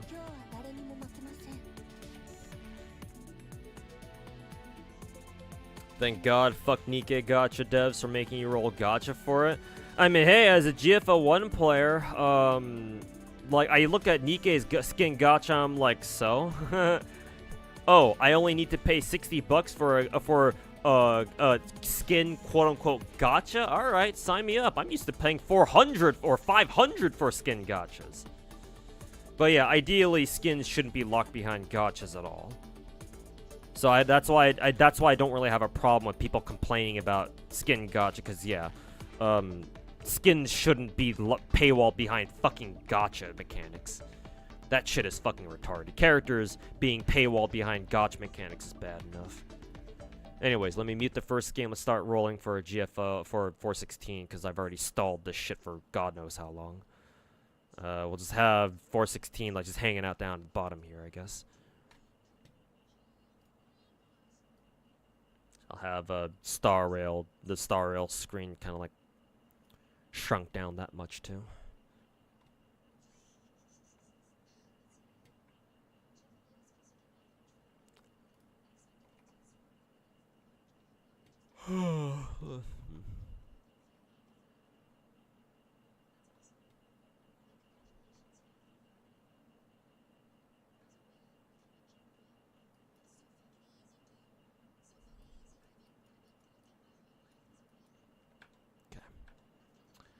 Okay. Time to suffer for 416.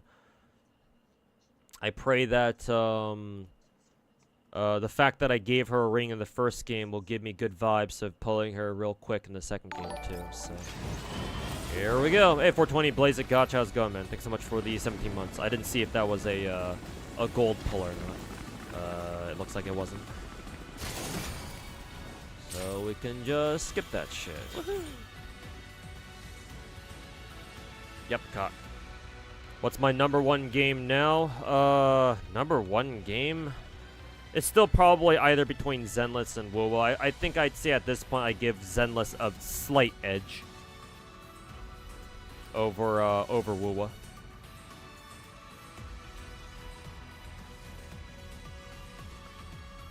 Alright. Multi-roll, didn't see a retired 416. Didn't see a gold flash, so I just skipped that shit immediately. I think this is what, APS Stechkin? Yeah.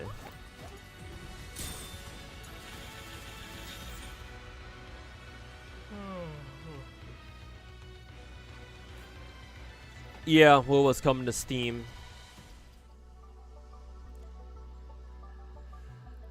Handful of people you know went in for V6 416. Yeah, 416 is one of the most popular one of the most popular girls to come out of the first game, or to come out of the GFL series in the first place, or just in general. She's extremely popular. I don't blame them for that.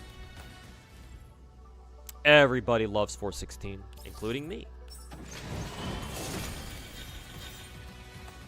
2A ranks there. Why are four-star weapons so hard to fucking get though? Yeah, I know, right? Now you're asking me.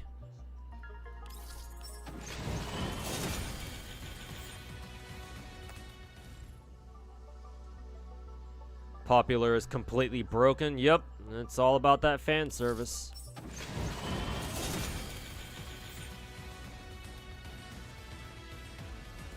Oh, excuse me. Alright, that's our gold. Don't know if that was soft pity or not.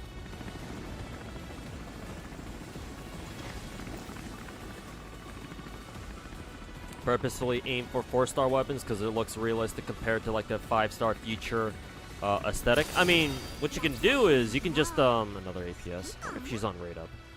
What you can do is you can still roll for 5 stars, but then you can just give them the 4-star like skin, unless that's exactly what you mean, or that's exactly what you do.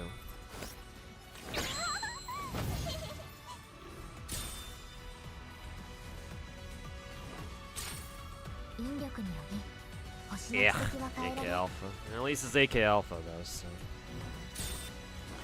At least it's not another fucking Vepley. Nope. The vibes failed. Alright, 416, you're demoted. Fuck out of my sight.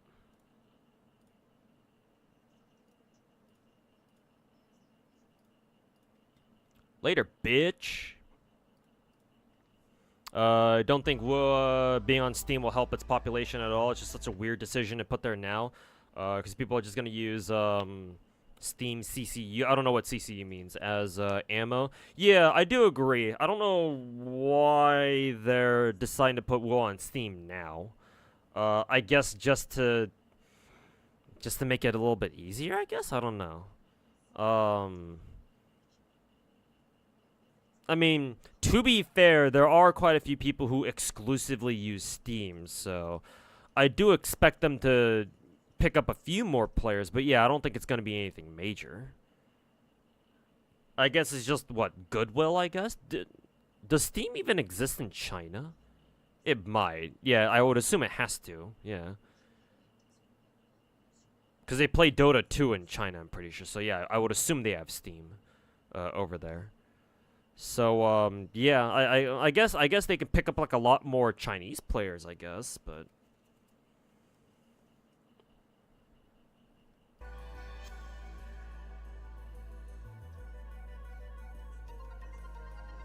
Say 416 design and GFL 1 was not even, kind of appealing, but she's wildly hot in the second game? Nah, I kindly disagree. I think 416 was always good looking.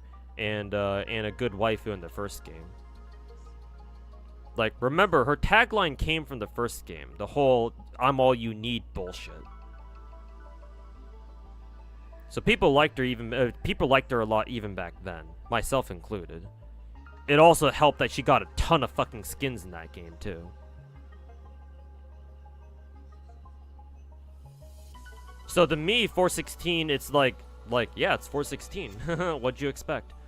I guess the bike is new, though. I don't know where she got her hands on a fucking Batman bike.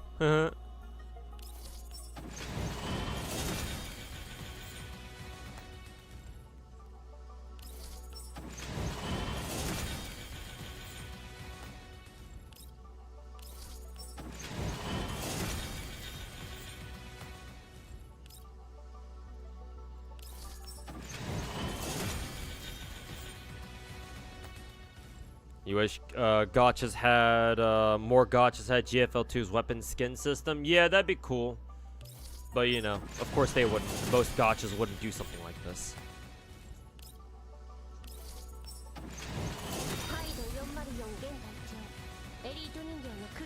CCU stands for concurrent user numbers. Oh, okay, I see. Gotcha.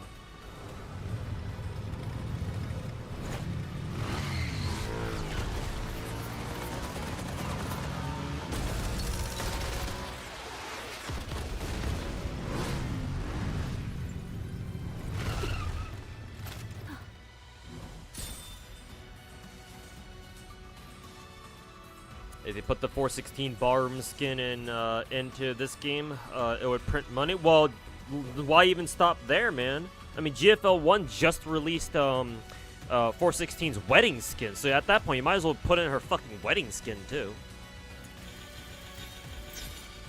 Of course, it was the very last poll, too. Well, if I had gotten lucky on 416, if I didn't lose the fucking coin flip for 416, that I would maybe considered rolling for another copy of WOT 2K. I don't know if I want to do that now, though.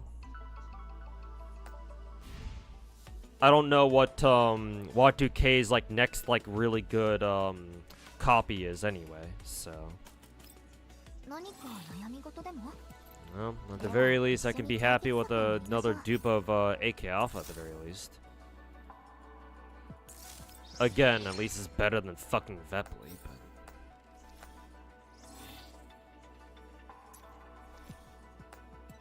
but... what's she at now? V2? Okay.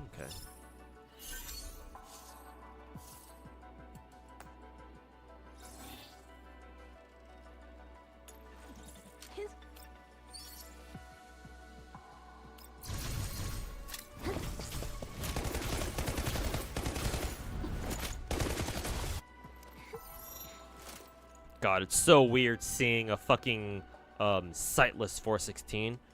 That 416 doesn't even have a fucking where are your irons, girl? Are they just flipped down or something? Like, no, that can't be the irons. This is just a charging handle. Maybe these are her irons, I guess? But those look too tall to be her irons. Or to be the irons. Yeah, where the fuck are her iron sights?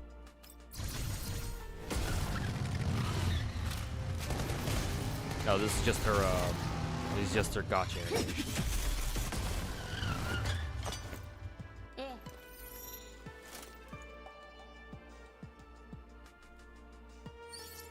Although, also, does she have like a fucking, well, her hair's in the way, so I can't see it, but does she have a fucking melee weapon on her back or some shit? What, does she just chuck a fucking boomerang at people?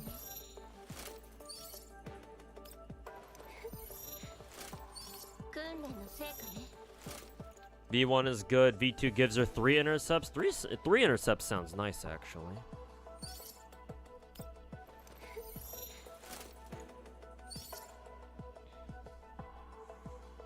Don't know about anything in GFL, but VSK is real beautiful. Didn't hurt she didn't look the part. She didn't look like she did in the first game. She got massive in the second game. No, to me she looks more or less, she looks very similar. The thing that's different about her appearance in the second game,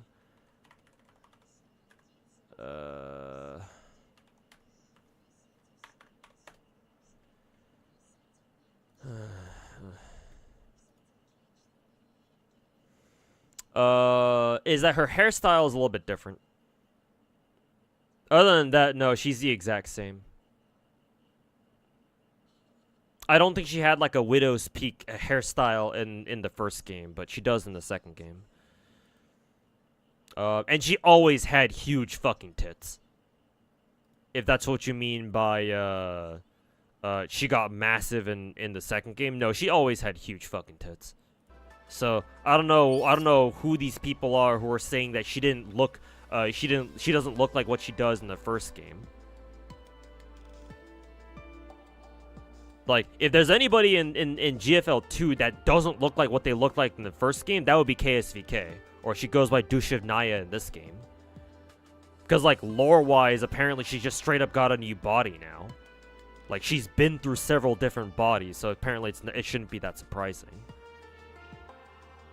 Like, Dushiv Naya, or KSVK, as I like to call her, is the one who looks much different from the first game.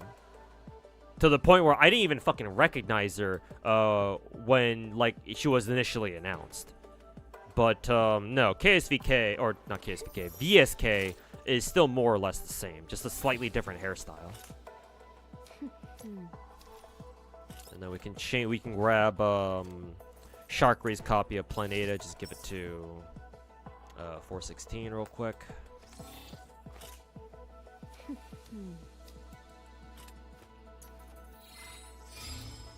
That's just the neural stuff. Where do we go? Right, neural helix.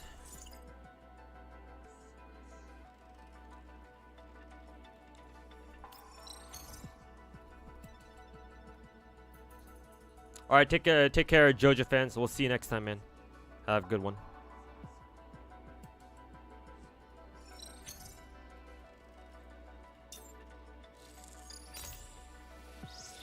Does 416 kind of resemble Hinata from Naruto?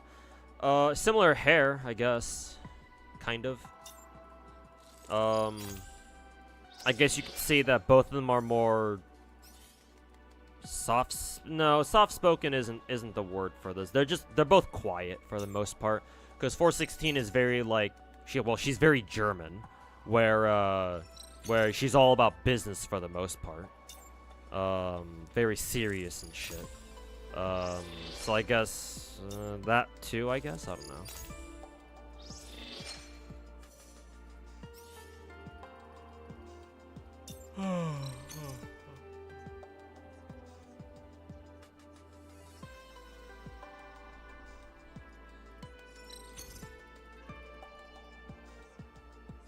GFL1 HK, GFL1 416 was slimmer, even though her titties were fat. Well, her early arts for sure, yeah. I don't blame you for thinking that.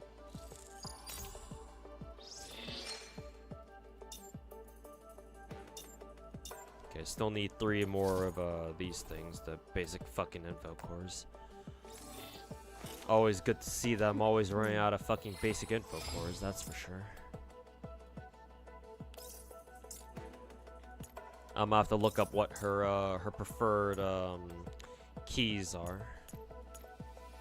Actually, I was look them up right now.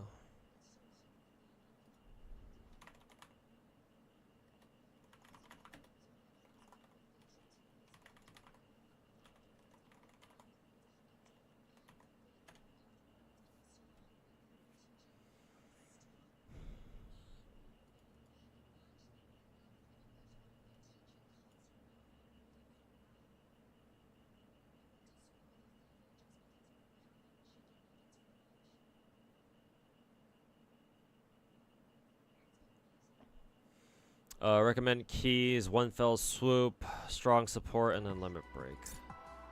Strong support. That's no mercy. Okay, she actually doesn't want this. There's limit break, and then one fell swoop. There we go.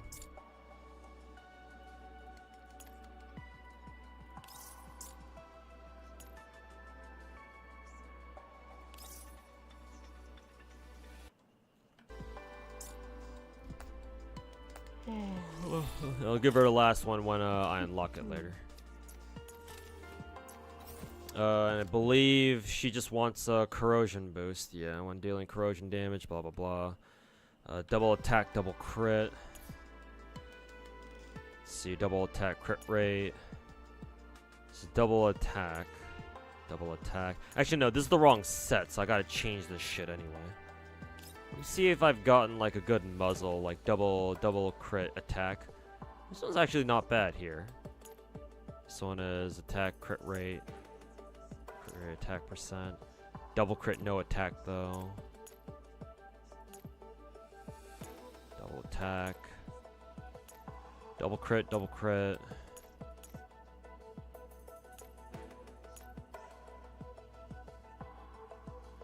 Let's see. Another double crit, another double crit. Damn, why is it so fucking hard to get a double crit attack percent suppressor anyway? Another double crit. There's double crit flat attack though.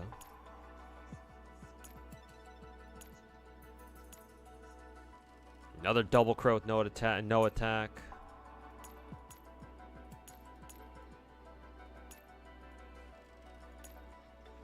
Another double crit. Hey, this one has... Oh no, I thought it had double attack for a second. This one does, but who fucking cares about crit damage? Okay. Alright, very well then. I'll just give you this one then.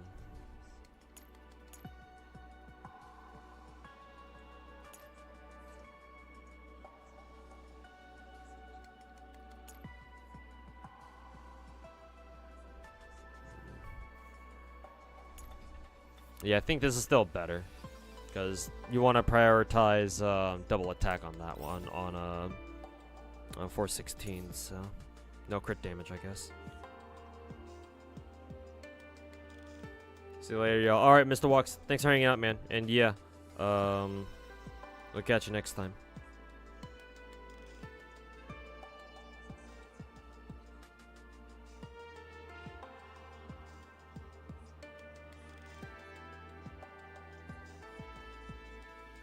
Fun fact, you can get the game to auto-lock attachments with traits that you specify. Yeah, but will they show up immediately so I can look over them?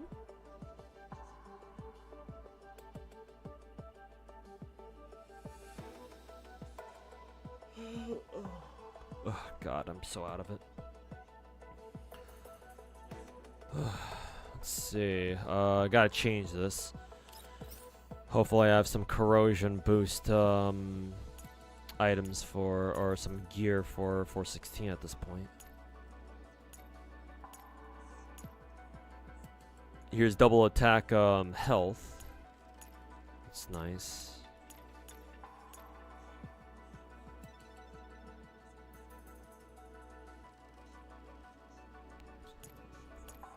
So double attack there. attack crit rate. Oh no, that's not even the right set. Attack crit rate, double attack. Another double attack. Ooh, perfect. Double attack crit rate. It's on the same, it's on the wrong fucking set though. Fuck you.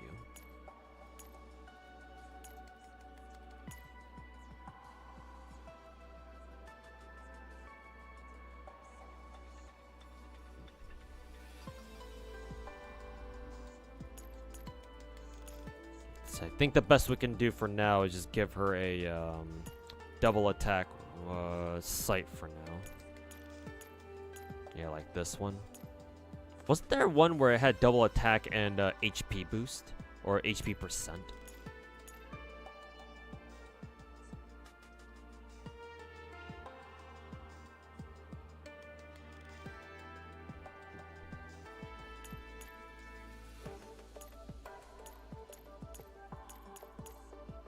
Yeah, here we go. Just change it to this. Calibrate that shit.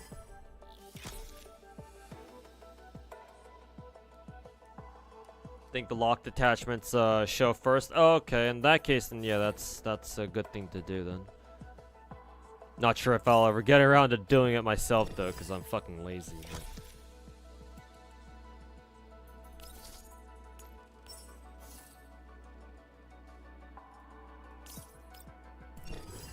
Try fishing for a higher attack boost. Unfortunately, I don't think that worked out.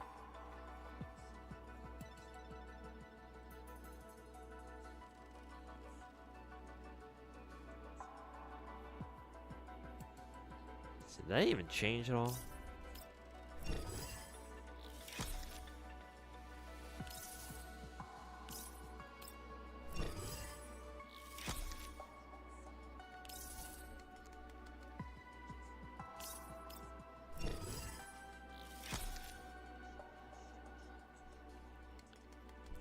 Health? No, that's fucking dog shit. You can filter to only see corrosion? Ah, I see. Then yeah, that should be helpful then. I just gotta remember to actually use it.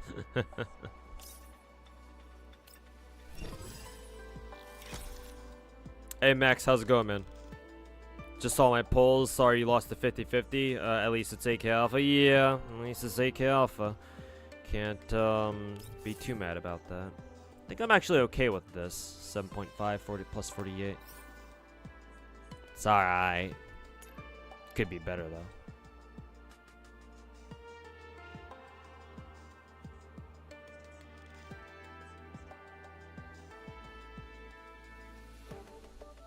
What does the boost material do? The orange box? I believe it allows you to roll higher stats than what you'd normally get. Don't quote me on that, though. There's a lot about this game that I still don't know. Let's see. Double attack, defense boost.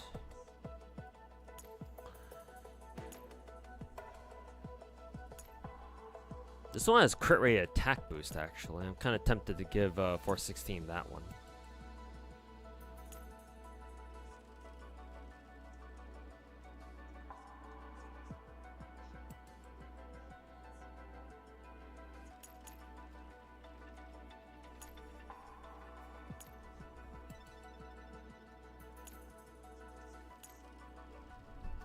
Another crit rate attack boost. Crit rate flat. Double attack.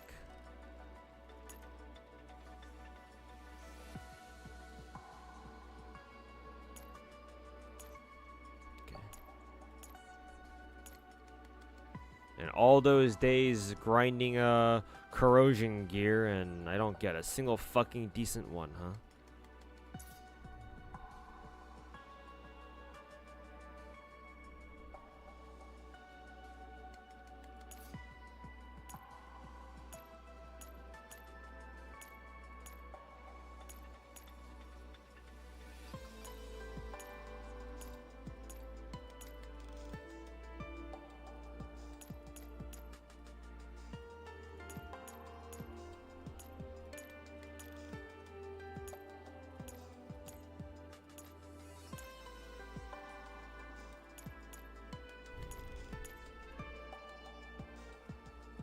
Why the hell is that corrosion grip though? Maybe it's all the up front. Yeah, it probably is. Yeah, like here. I'm gonna give her that one then.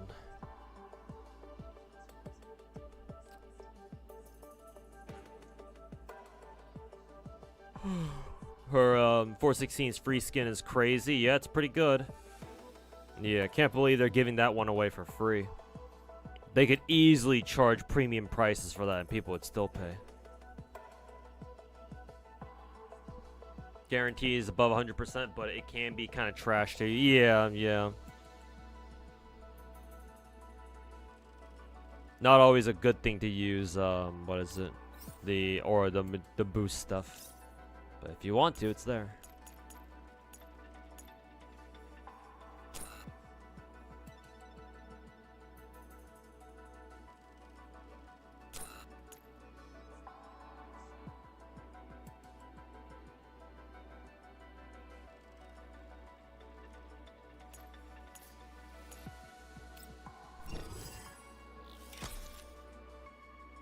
Of course it would go, it would max out fucking defense boost. Fuck you, game.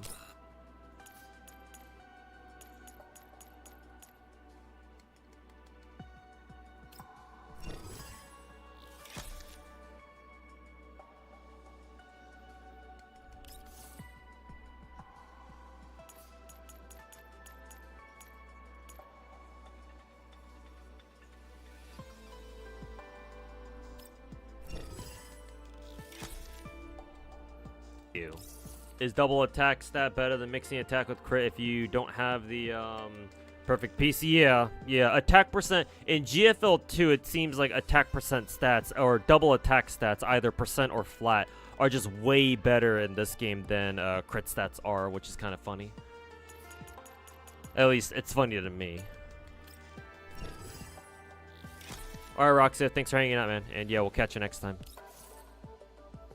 Yeah, should have kept the last one.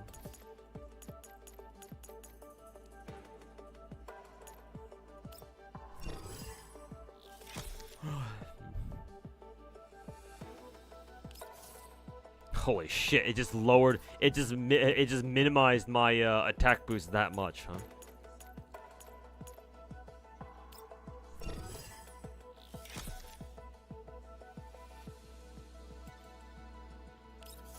Plus 80%. Holy fuck! These rolls are god awful.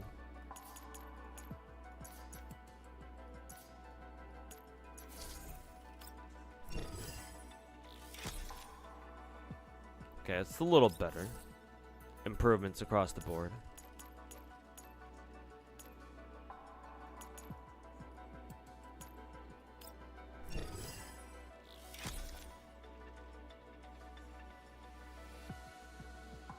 Stayed the same.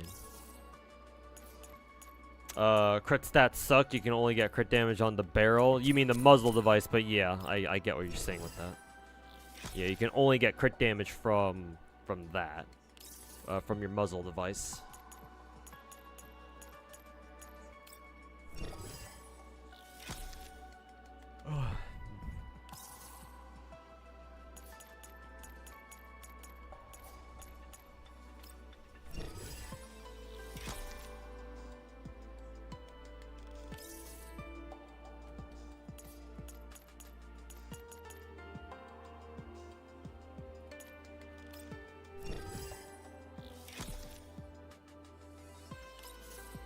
Okay, that's a much better attack boost one.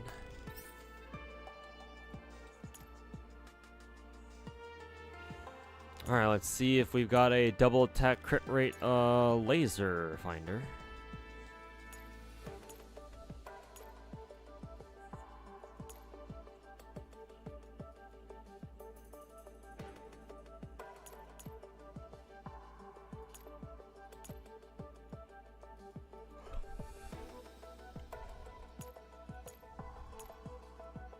Ooh, this one's got double attack right here.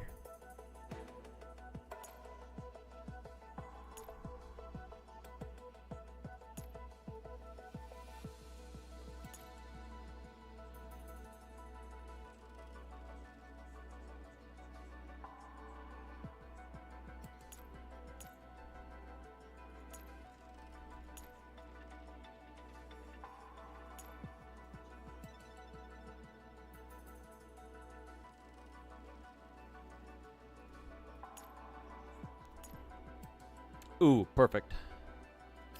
Found the perfect laser sight.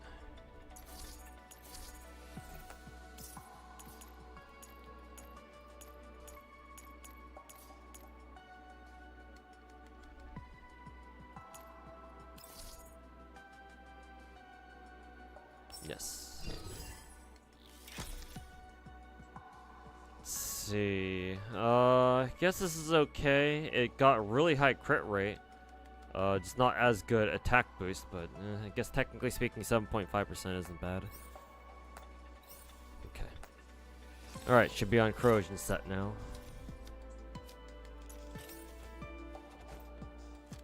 Just double checking, yes. Okay.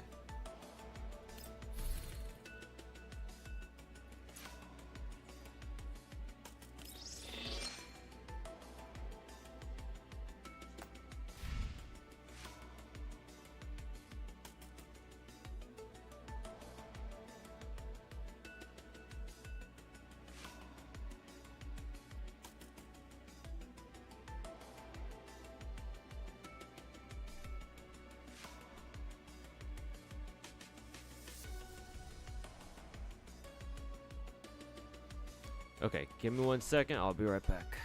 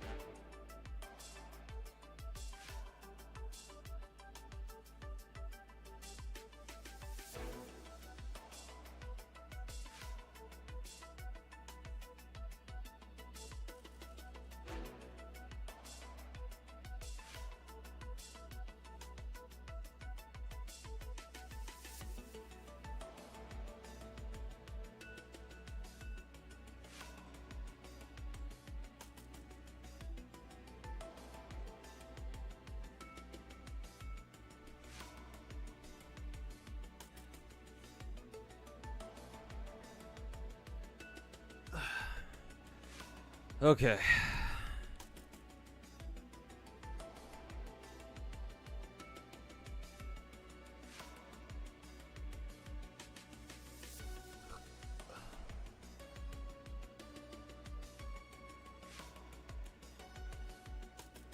Star Rail takes itself seriously. Could have fooled you with all of the Trailblazers' memes and shit.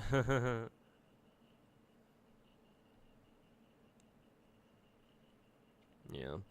Unfortunately, they tried to.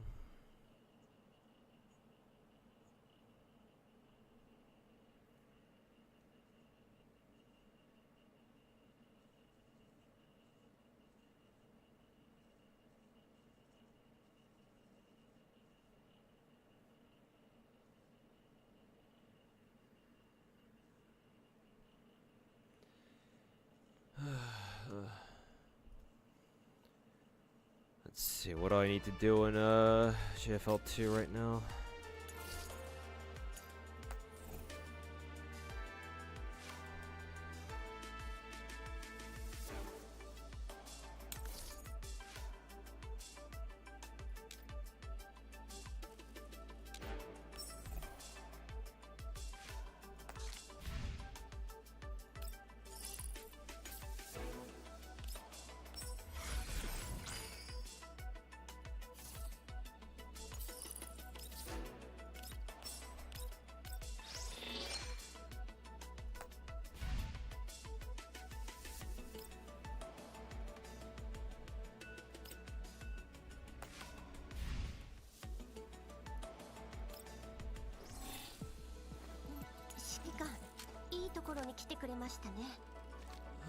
Okay.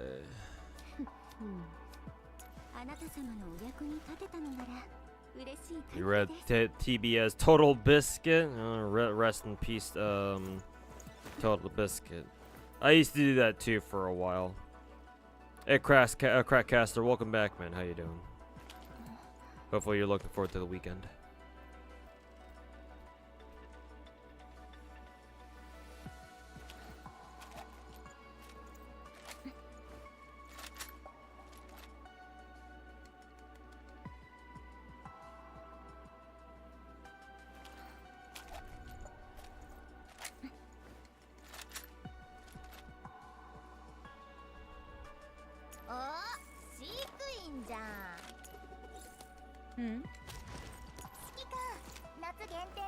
Let's see. Oh yeah, that's right. I want to level up Vepley now that I have her her gun leveled up, or now that I have her gun from Permapool.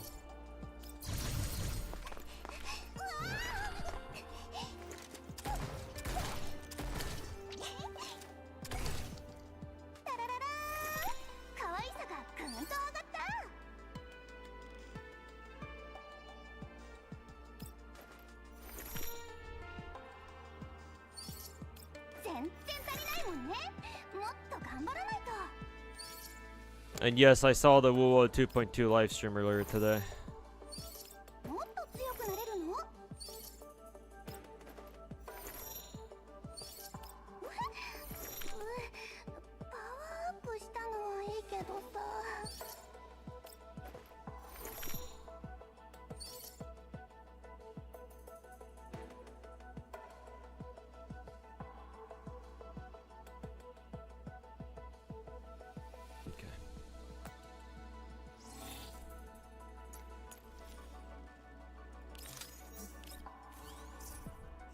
Surprising that I was actually able to take it all the way to level 60. I must have had a ton of shit on it already, or I must have had a ton of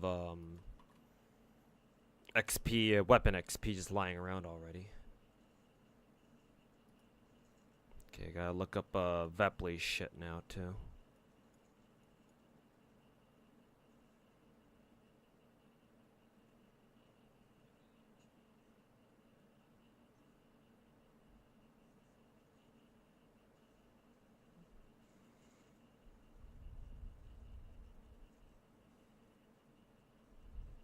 Okay, looks like Vepley is also a DPS. She wants a ballistic boost. God, do I have any ballistic boost? She's a shotgun too, right? Yeah, she has to be.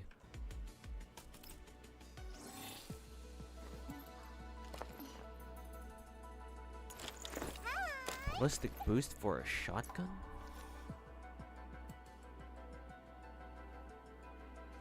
Why did they have to make Cantarella so hot when you need a shorekeeper? That's how they get you, man. They want their money and they want it now. You will pay whether you want to or not. Har har har har.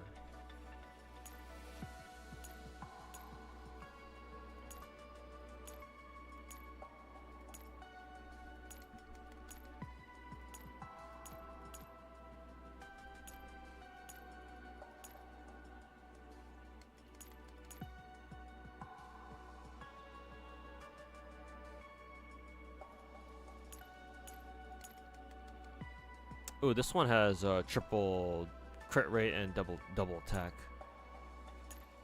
So let's give her that one for now.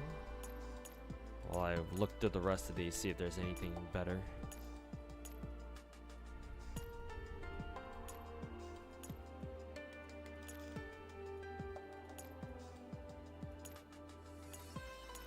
So it has crit damage and double attack, but I think crit rate is technically better. Ooh, perfect. Double attack, double crit. Fuck yeah. We're calibrating that shit immediately.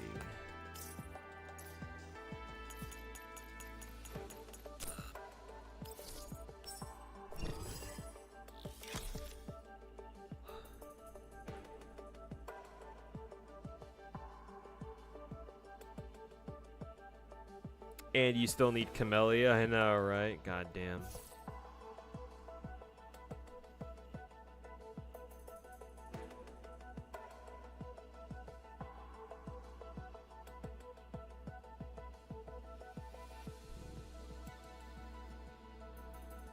I wonder if I should give the attack stats higher higher inputs.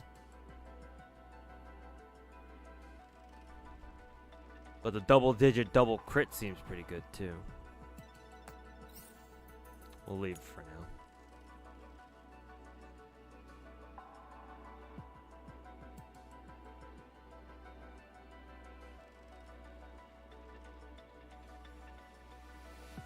Okay, we need looking for ballistic boost. Yeah, this one has double attack actually. Me as well. Vivian is Cantarella at home.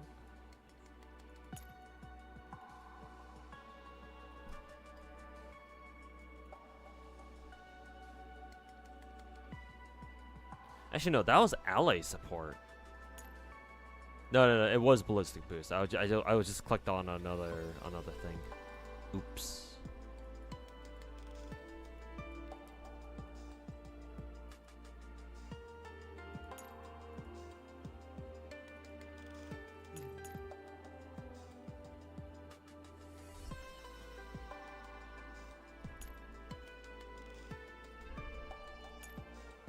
Oh, double attack again.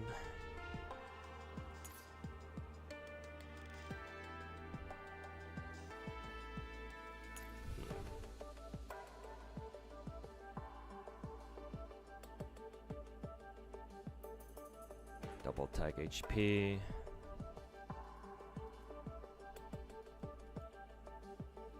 Okay.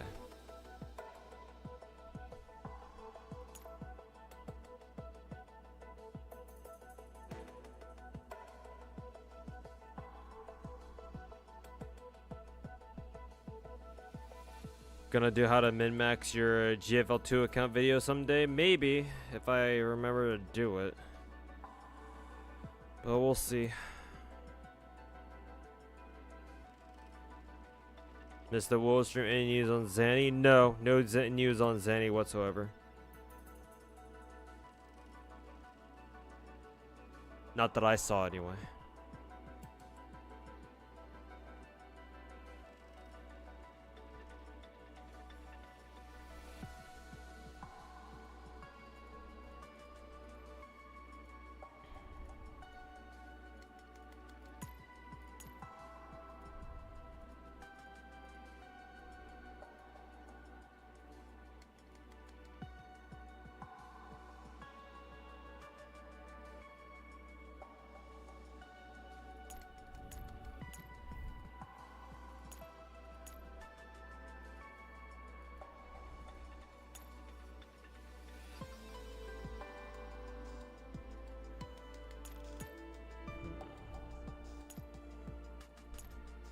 don't have a lot of good ballistic boost gear for Vepley, so she's gonna have to wait.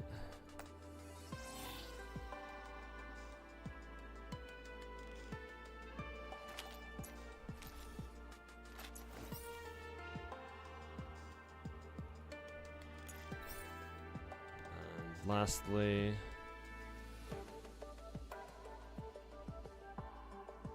you'd like a video about how to improve the ecosystem in Wuwa? I already know that video is gonna do pretty badly because all the Wuwa fanboys are gonna come over and start fucking shitting on my video for not glazing Wuwa enough, you know?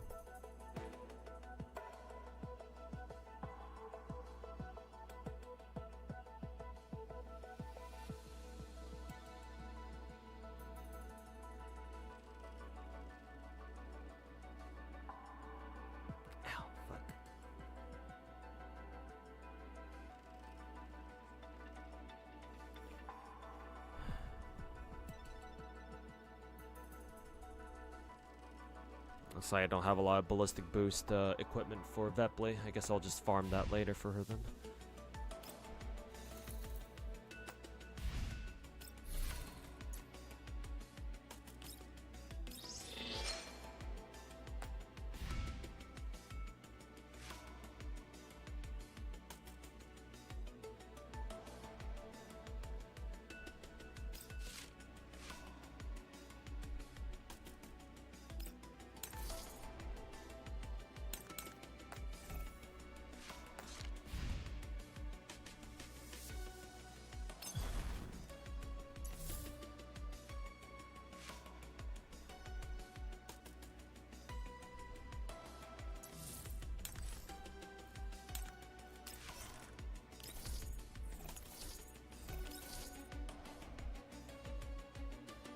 See, 4 o'clock, 12 hours.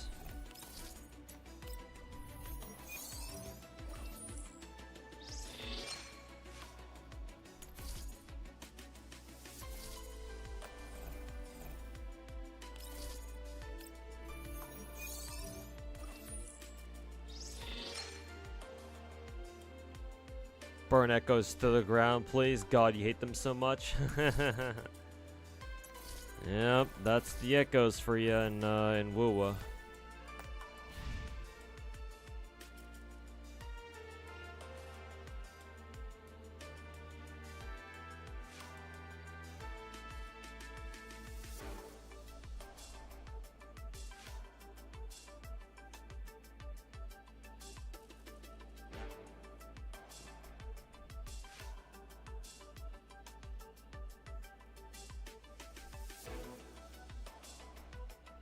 Changli said you needed Brant. Yeah, same here. My Changli whispered to me in her sleep that I should roll for Brant, so I obeyed.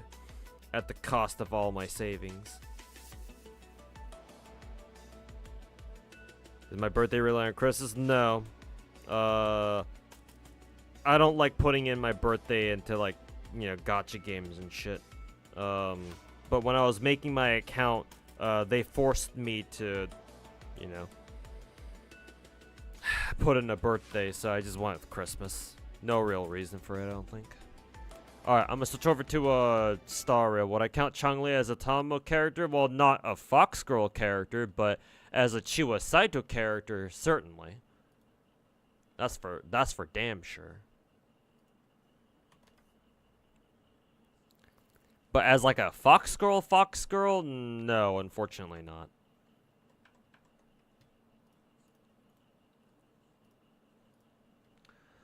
Okay. Let me just mute GFL2.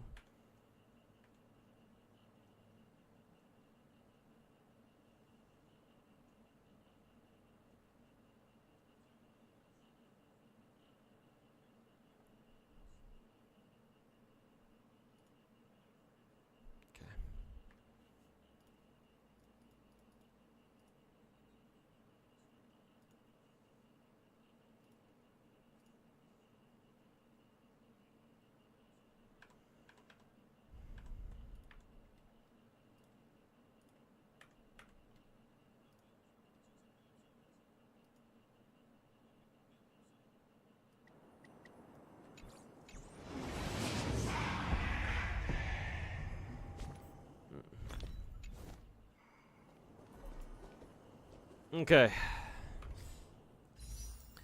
It's time to roll for Mydei, I guess. Let's see if I get shit on by, Star Rail Gacha yet again. Oh, I have to, change the, directory.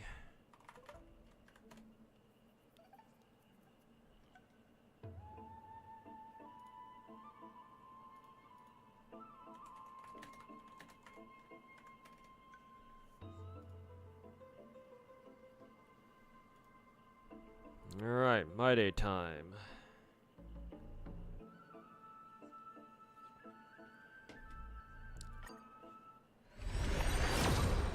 Just in time. Hey, yeah. I know you were here earlier, Finkel, but yeah, what's up? Unfortunately, I don't have that many multi-rolls for him, because obviously Tribby ate everything that I had before, or just about everything from before. I might be able to have enough multis to, like, guarantee a 5-star, or go to my first soft pity at least, using tickets from the store, but even still. Oh, another Shei copy, fucking finally.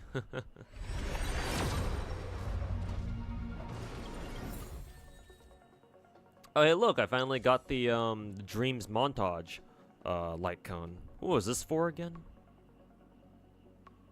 Oh, right, this is the light cone for, I think it was Lingsha, I want to say.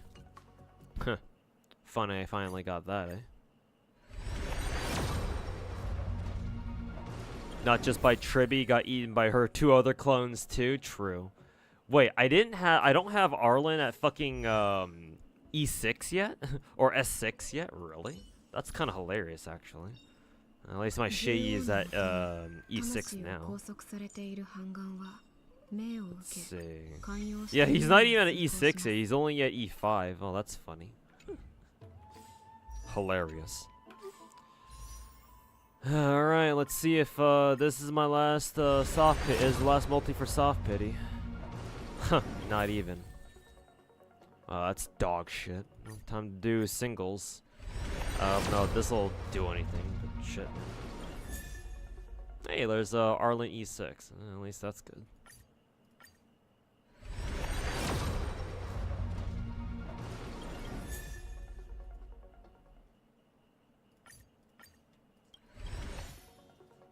Poor Arlen. Don't know how you dodged him for that long.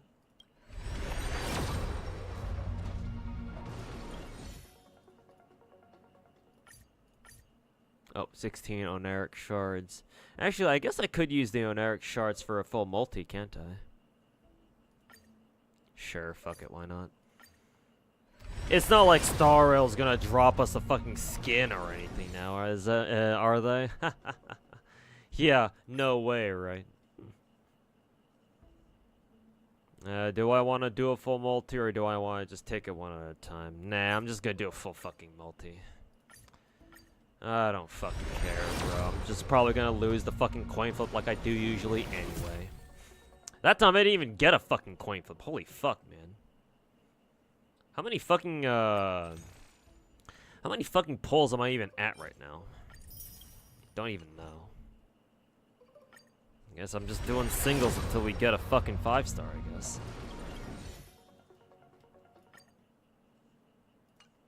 Because the pull history doesn't update immediately like Wuwa does, unfortunately. Yeah, tomorrow is a skin announcement. Alright, well, here's 5-star, so let's see if we hit it or not. What was Mydei again? I don't even remember what Mydei's class was. Or, sorry, not his class. His path was. Let's see what it is. And it is Destruction. Hey, it's Mydei, actually. Cool. I actually won the coin flip for that. Lovely. I'm not going for his signature, though. It'd be nice, but not going for that shit. That's Star Rail for you, yep. What do you expect? That's how it goes sometimes. Is Destruction? Okay, good. So it was him. So he lost the coin flip and forced it in GFL 2, but we won it here. Probably how it should have gone if I had to lose the coin flip on somewhere. Yeah. At least I could afford losing the coin flip in GFL 2. I couldn't afford to lose it here. So, I'll live with it. I'll take it.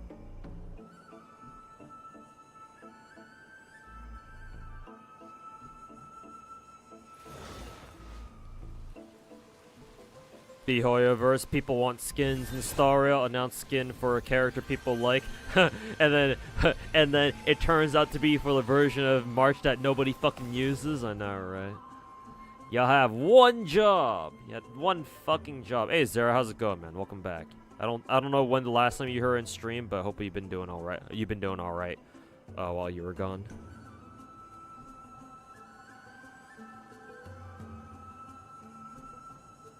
How many people do you think will drop the game with Castorus's global passive? I hope not a lot of people, because if they legitimately drop the game because of Castorus, then they're fucking retarded. I mean, that's just most Hoyotards in general, so that's not really saying much. You lost the 416. Well, yeah, Finkel, but honestly, that's like if I had to lose a coin flip today, I would have preferred it being on GFL 2, because I could afford to lose the coin flip there. Not here in Star Rail though. So I'm glad I got Mydei on the coin flip. Had to go all the way to soft pity, obviously, but better than the other way around. So at least that's nice. What the fuck was Mydei again? Element-wise, imaginary. Wow, he's imaginary? I thought he'd be... you'd think he'd be fire, but... imaginary it is, then, I guess. What is his, shit, unreachable side? Is that another, Let me guess. That must be Blade's shit, isn't it? So, yeah, it is Blade's, light cone. Makes sense, because they're both, They both like chunk their own HP to fucking do shit. So I'm not gonna give him a unreachable side though. That's obviously Blades. Whatever. However, what I can give him instead is a secret vow. Apparently, cool. And guess what? What do you know? I already have an S5 secret level 80 secret vow just ready to go, sitting around. Woohoo! Up the fucking do. Lovely. Yeah, at least I don't have to worry about leveling up a light gun for him. He should be fire? I agree, he should be, yeah. Because, like, we already have an imaginary destruction character in fucking Daniel Alter. I mean, I guess technically speaking, we also already have a destruction pyro character, too. In Hook, but she's a 4-star, so it's like there's some room for a 5-star pyro destruction character in there too. Or at least I would think so.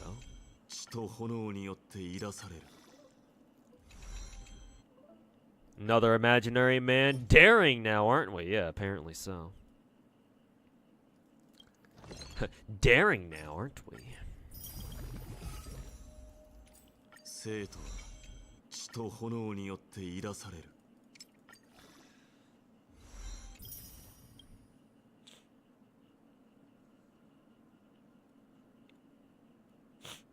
Don't really care about endgame because you legit just lose like 6 pulls each reset. Not really worth the headache. Which apparently some people can't understand. Yeah, exactly. People fucking freak out over, oh my god, I can't 36-star Spiral Abyss this time. It's like, buddy, you're only missing out on fucking 75 gems, which is not even half of a fucking full single roll in these games. So it's like, bro, what are you fucking bitching about, man?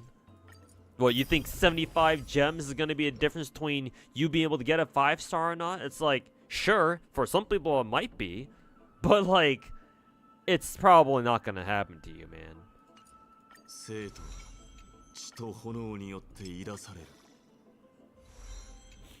Oh, God. It's 100 gems now. Oh, does every floor give you 100 gems then? Not 75 anymore? Or not, it used to be 75, but I guess they expanded to 100 gems. My bad then, I stand corrected. However, my point still stands. Or I still stick with my original opinion, though.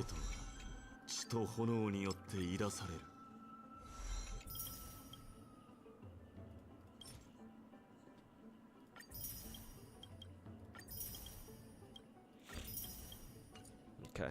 I wonder if that's enough pulls to do another multi on standard. Probably not. Yeah, I already spent all my fucking standard tickets, so. Use 300k credits, get some of that credit back. Get most of it back, rather. Let's see, where is Mr. Mydei? There he is.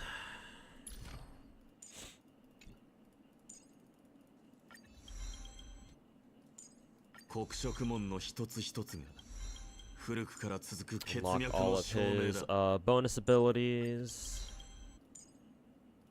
Then his other shit.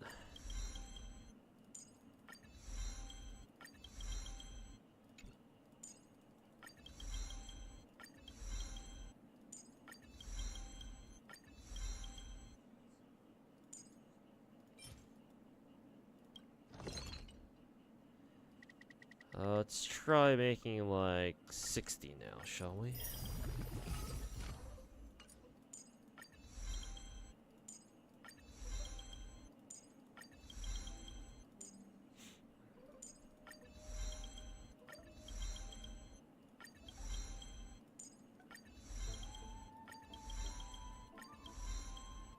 Here's your blade buff. Your blade looks kind of funny now, though.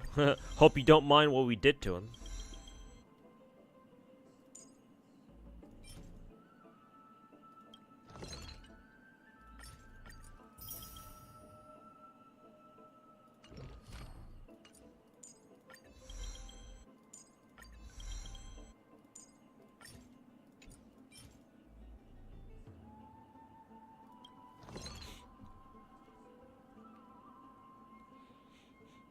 But it's like, what is it? Two pulls for floor 11 and floor 12, or at least it used to be. Maybe you're mixing up the number of gems from like Genshin and Staria, but your point is the same. Yeah, exactly. It's like, it's not worth the gems fucking busting your balls over fucking, like, something like fucking Staria. But you know, hey, some people out there will still do it. Like, it's one thing if you're like, you're just barely at the cusp of like being able to 3-star a floor. You just need a little bit of good RNG to go your way, and that, in which case, then sure, yeah, go for it. But like, it's like, if it's clear that you cannot fucking do this, it's like, at that point, it's like, bro, what are you even worrying about? It's like, you should not be fucking busting your balls over this bullshit in the first place. It's like, take it easy, bro. But hey, you know, that's how some people like playing this game, so.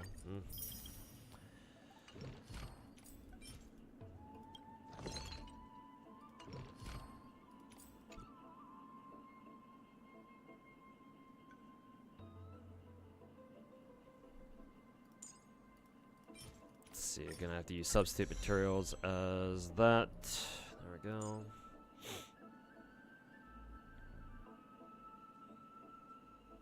Firefly is also fire destruction. That's true, but she's break, so I consider her to be different because yeah, like break characters are so different functionally, or like how they play is so different from everyone else. It's to the point where like if you're a break character, like if you're a destruction break character, it's like you almost don't even count.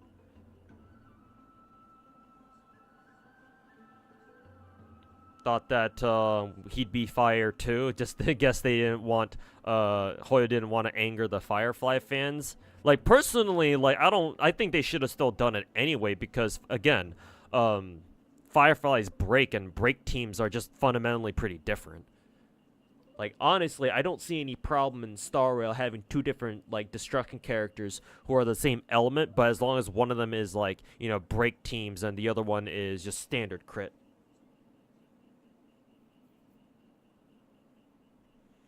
Funny how some people treat Star Rail like it's EOS. I mean, it's the fucking Hoyo tards, man. What did you fucking expect, man?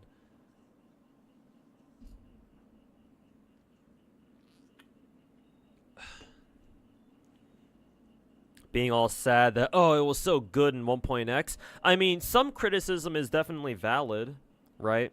Like, I do agree that yeah, the first year or so, like all the up until like 2.6 or so, like 2.5, 2.6, Star Rail was more or less in a great spot. But then starting with like what 2.5, 2.6 or whatever, it's like yeah, that was when, in my opinion, we started going down that slippery slope. Like I still think the game is perfectly fine. I will say that we shouldn't have account passives like the shit that Casters and other characters after her will have, at least not for another year or two. I do think that Star Rail, that Mihoyo is putting in shit like that way too fast, but this on its own isn't gonna fucking kill a game. I mean, it might for some dumbasses, but it's certainly not gonna kill the game for me. At least not from what I'm aware of. I don't know. Maybe we'll see just how bullshit the account passives are, but as of right now, nah. Like, I don't give a fuck about it.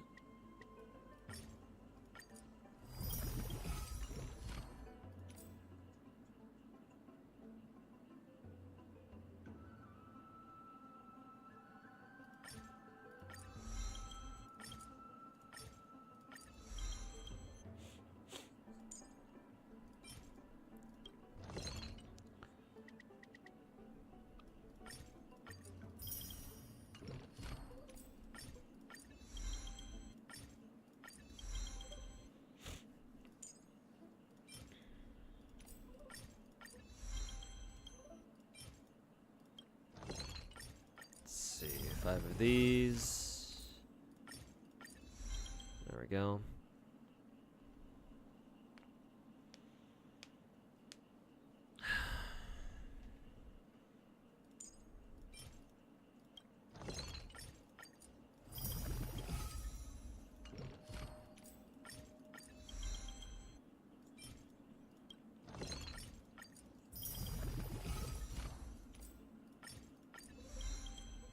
Okay. I'll leave his other talents at 888 for now. I'll decide if I want to give him if I want to give him the rest of the tracks of Destiny along with it too. Let's see here. I rolled this piece, chat. Hopefully my webcam's not blocking. Yeah, it's not. And this ended up getting a penta roll into break effect. So I decided to keep it just to show it off. Nice. Anyways, give him that. Give him this. I think he wanted crit damage. Pretty sure. And then for his boots, I believe he wanted speed. And lastly for these two, boom and boom. There we go. Scarlet Law. Oh wait, hold up. Body piece is wrong. I wanted to give him this one, I think. The one with the crit rate HP %. There we go. Looks better now. Okay, let's see what his stats are like. He actually has more crit damage than I thought he would. It's kind of surprising, actually. I believe one of his bonus abilities should just straight up give him a hell of a lot of crit rate, right? Yeah, so he should be getting up to 48% crit rate. And how much HP does he have again? He's got 7,000 only? Really? Thought he'd have more than that. Actually, let me check the spreadsheet and see how he's what kind of stats he wants. Recommended to get 8,000 HP before going for any additional stats. The easiest way to do this is by getting HP body and or sphere. You know what? I think I know exactly why I'm missing HP. His light cone probably gives the rest of it to him. Let me check his light cone to see if it gives him a free HP %. Yep, increases wearer's max HP by 18%. But of course. But of fucking course. Of course it would. Why wouldn't it?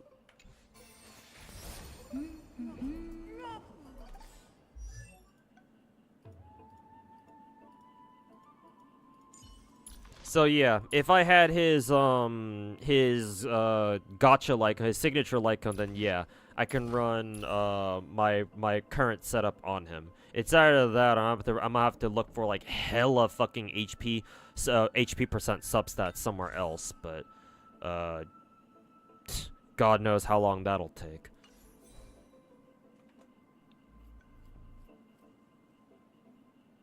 Since like basically like the wrap-up patch, yeah. It was enough to make some of your friends quit. I mean, the people who are quitting Star Rail just because of the whole account passive bullshit, I don't really consider to be real gacha players anyway.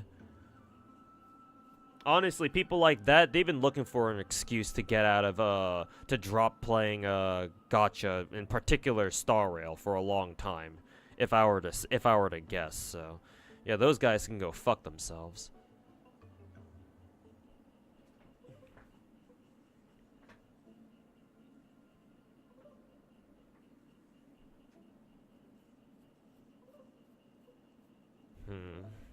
My Mydei stats are pretty good outside of his HP, though. He could use a little more speed, though, I guess. Because, yeah, unfortunately, his relics didn't roll a ton of speed. I think he's only getting, like, extra speed from, like, one place, I think. Maybe it's just from his boots, actually. Oh, no, his headpiece, whatever the fuck this is giving him some speed, I guess. Problem is that I don't know what else to replace here for that, though. Try looking for an HP percent planar that has speed and crit rate on it, I guess. God damn.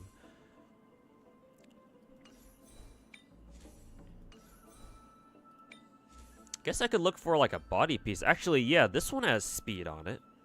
This is an option.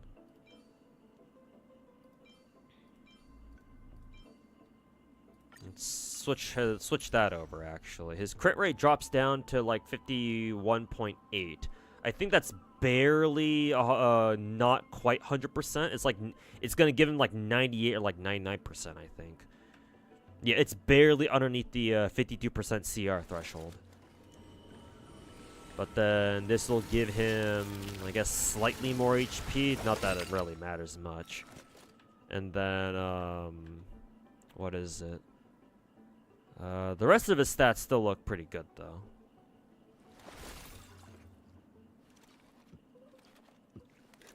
Okay. Yeah, I guess this is fine.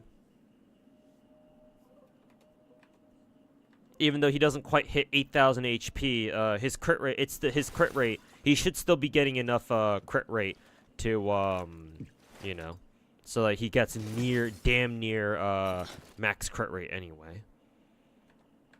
We'll see how he plays out, and I'll see if he needs what is it, an HP percent body piece, but hopefully I don't need to.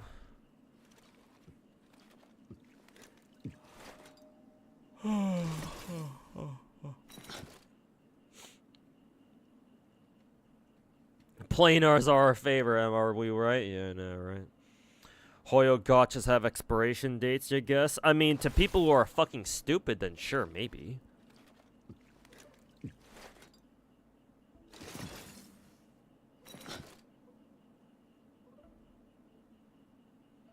What's up with the new Whimpering Waste? Is it really that hard? I'll tell you right now, Crackcaster, I wasn't able to S rank the Relentless Tides or whatever it's called. The last Whimpering Wastes game mode. Like, I was able to S rank it relatively easily the last cycle, but this cycle for some reason I just can't do it. I'm assuming it's because they want you to roll for Cantarella. At least that would be my guess. But I guess we'll see.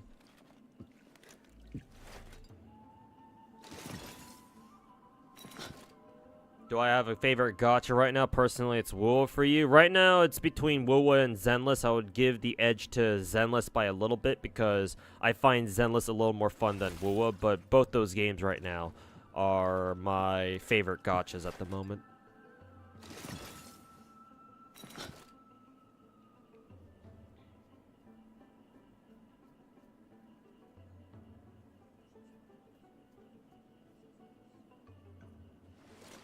Even Divergent Universe takes too long now because it's unfun. Yeah, because I was grinding DU for more gems to save up for Mydei myself. And, yeah, man, just the grind to get everything is fucking bullshit. Not only that, but, like, right now I'm kind of struggling with the new Divergent Universe, version on, like, difficulty 3. And, like, already the difficulty's already cranked up to the point where I feel like I'm playing like Gold Gears 5 or some shit. It's like, what the fuck is this, man? I don't know, maybe it's just a skill issue on my part, I guess? I don't know.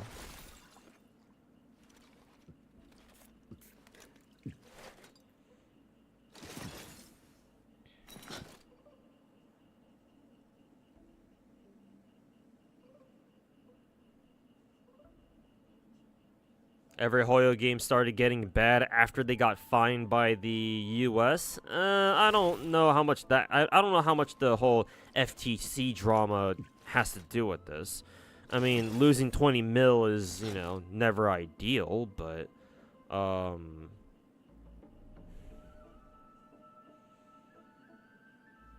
you have to understand that gacha games usually plan their content like months, if not years ahead of time. So like for most content, this is like premeditated, like, you know, decisions and behaviors and just, yeah, decisions that they've made a long time ago already, and they're just now starting to carry them out. So no, it's like while the FTC thing was like poorly timed, or it probably came at a kind of a bad time for them. No, I don't think that should have really had much impact on them.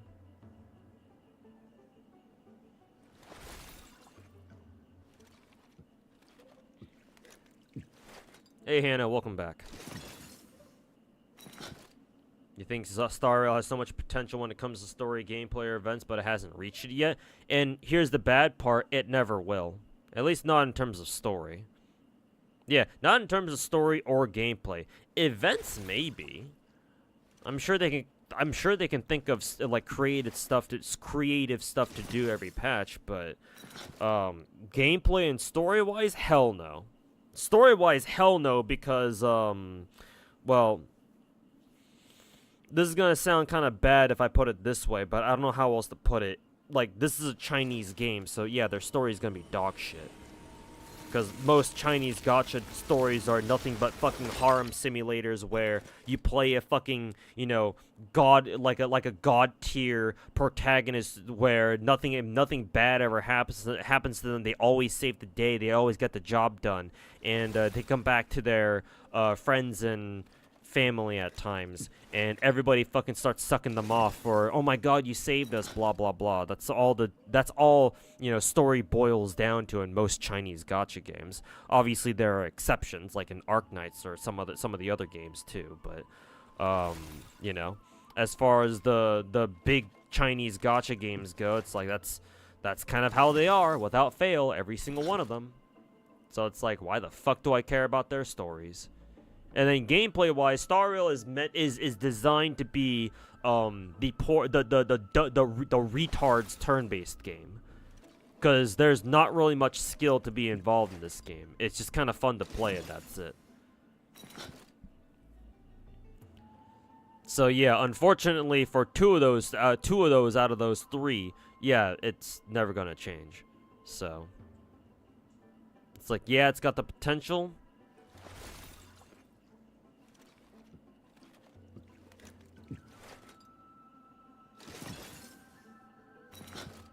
Even the family gets in on the sucking. I mean, to be fair, they kind of do. So Chinese gacha game stories are basically fairy tale. Fairy tale as in like the anime / manga, or are you talking about just like fairy tales in general, like Little Red Riding Hood type shit?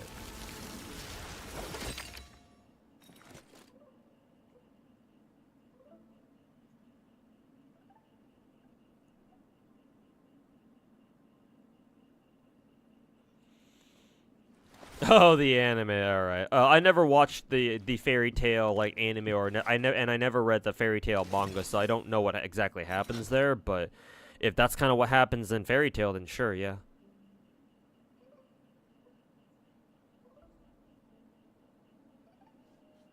You're not really having fun either. It's so grindy, and since it's mostly 3.0 mobs and bosses, it's really unfun. Yeah, that too. It's not great.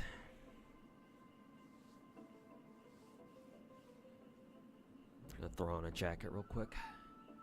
Gotta go. Have fun with Gilgamesh. I mean, Mydei. Yeah, no problem. Nice. Good joke. But yeah, no problem, man. Enjoy the rest of your night, and have a good night, man.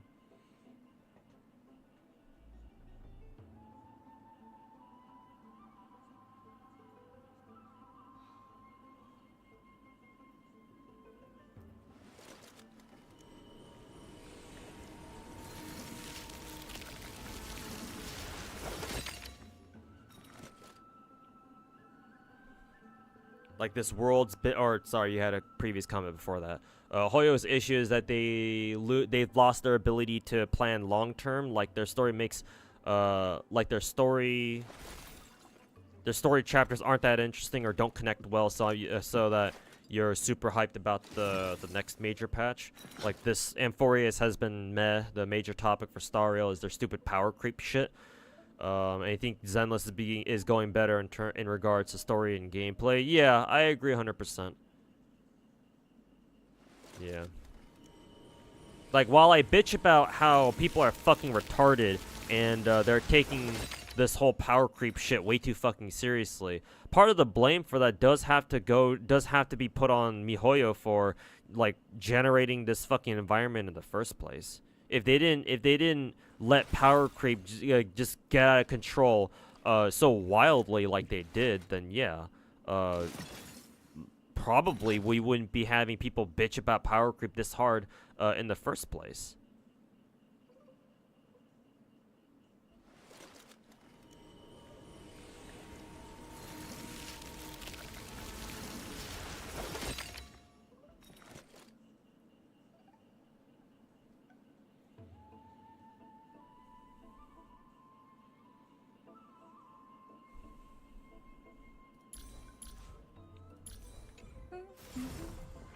Let's see.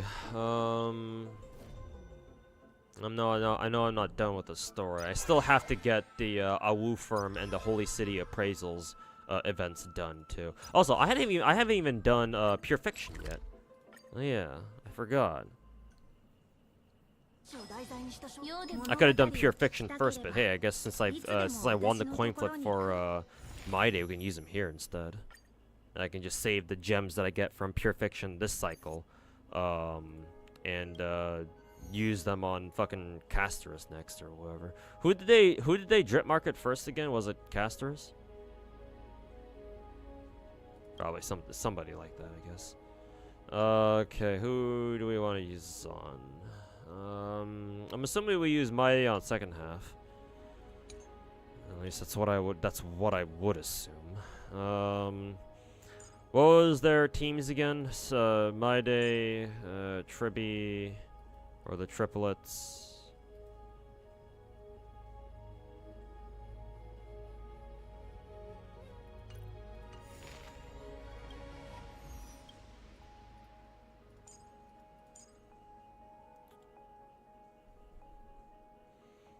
Maybe Jade? No, well, I want to use Jade for, Actually, we can use Jade here, because I can just run double Herta on first side. Say fuck it. Let's see. Who do we want to be our sustains here? I'm assuming we'll need a sustain for second half, so I think what I'll do is I will put Hoyo here, and then for second side over here, what we're gonna do is gonna drop you. Let's see.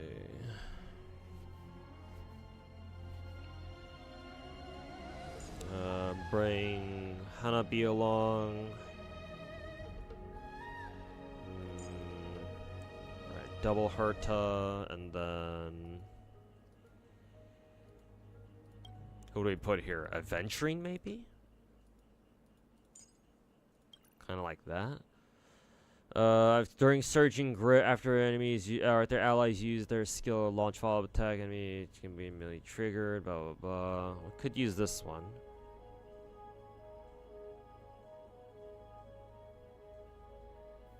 Increases break damage. Oh, this is like for break teams, I guess. And then consumes 20% HP of the current. Blah blah blah. Oh, this is for like a Mydei team, so we'll just use this then.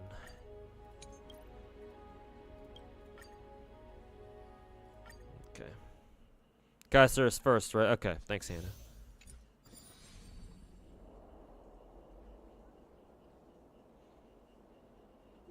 Think the power creep bitching is largely due to content creators' influence? Yeah, there's no doubt about it. Yeah, content creators have certainly not helped, and they've fucking inflated this shit way more than it needed to be. Yeah. No, I agree. While I do think that the community itself would have bitched about power creep either way, there's no doubt that the dog shit Star Rail content creators like Gacha Smack and literally insert any other Hoyo Star Rail content creator here have certainly made it worse.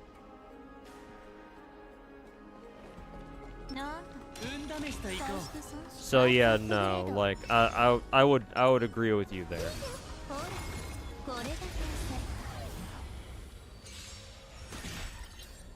Just put the shit on auto and see and pray to God that they're able to handle it.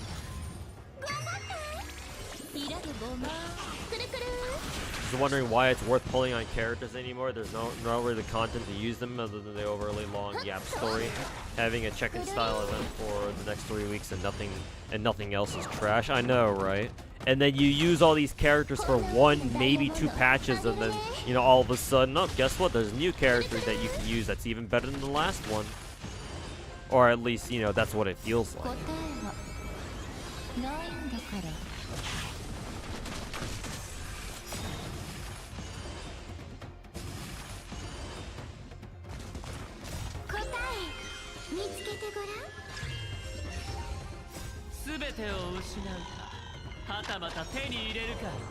Your only real complaint with Star Rail is the lack of events? Yep, that too.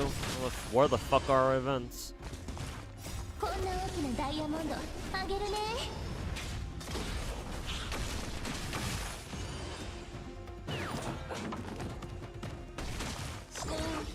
Caster's first gives you time to farm Jades for a Nexa. I'm surprised that you're going for a Nexa, actually. But I'm sure you have your reasons. Obviously, I'm going for Casters myself, but y'all should know why.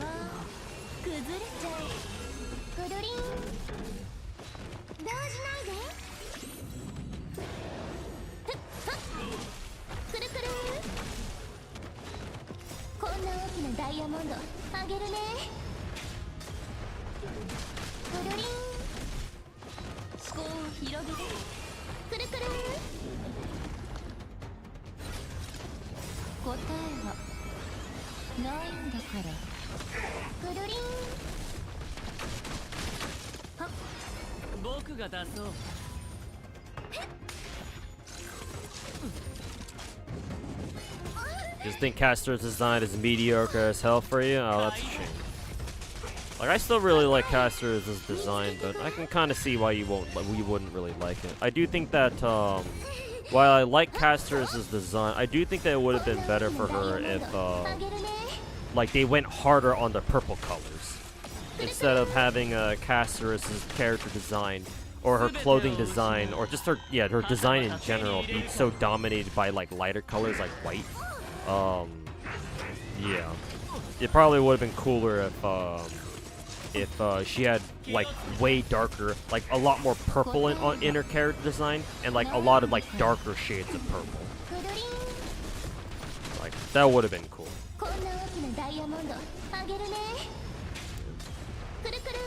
Just what we just had, we got what we get, so.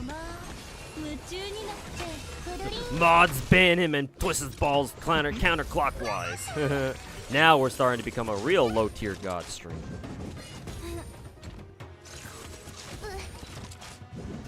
not just a lack of events. All these events hardly improve your interest of the game or the plot. Most of these events are just excuses to get mats, and that's it. I know, yeah. Yeah. Like, ideally, events should be like, you know, they should pique your interest in the rest of the game in terms of like what's going on, yeah. But it is what it is, I suppose. Let's see. I guess we'll just throw a rocket at her. I figured Mydei would have like an offensive technique, not an install, but kind of surprising. But it is what it is, I suppose.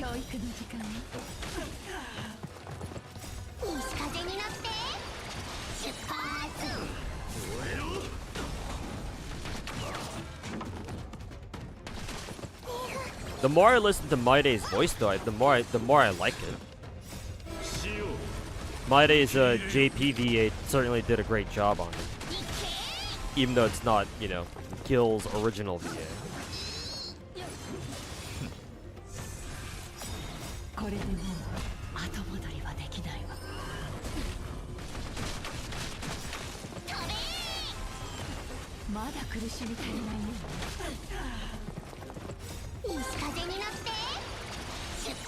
You do think the male designs in Amphorius clear the female designs? Do they? Mydei is cool. I don't really care much for Finon, or you know, not whatever his name was in Honkai Impact. Kevin, I think it was.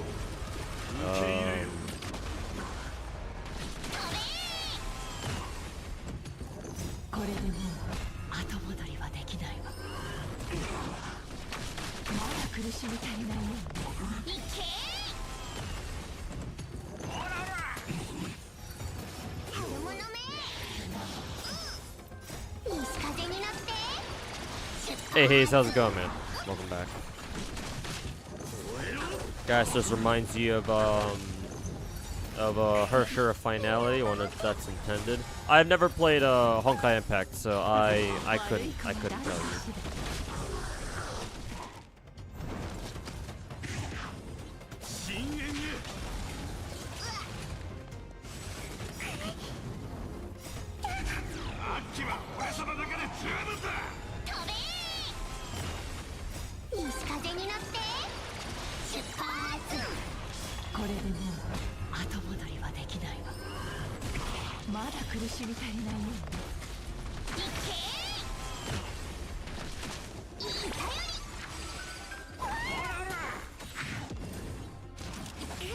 Like, at least with the Nikkei and GFL2, events fill in gaps in the story. Yeah, exactly.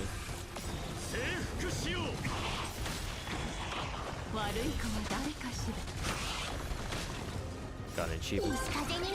Yeah, I think that Mihoyo, the dev team, the Mihoyo dev team in charge of Star Rail, is banking a little too hard on its own story. Honestly, it wouldn't surprise me. Like, call me a conspiracy theorist here, but it wouldn't surprise me if it turns out that Shaoji, the guy who wrote Panakini's story and then now Amphoria's story, somehow convinced the Mihoyo devs to, like, you know, like, really follow his story lead really closely or some shit. Really wouldn't surprise me. I just realized that my what is it? My Mydei has 10k HP. How did he get more HP there? Oh, right, because of because of the what is it? Because of the pure fiction buff. Yeah, that's most likely why. But then again, he should only get 20% extra HP. Why is he getting 3,000 more HP?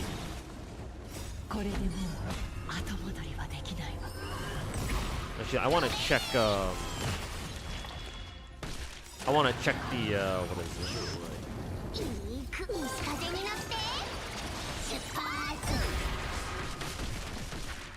Oh, I guess everybody died first before I could check his shit. Hey, perfect 80,000 score. Nice. Because I wanted to see if Mydei still got his full 48% bonus, crit rate bonus, because he had 10k HP. I'm gonna have to assume that he did, but...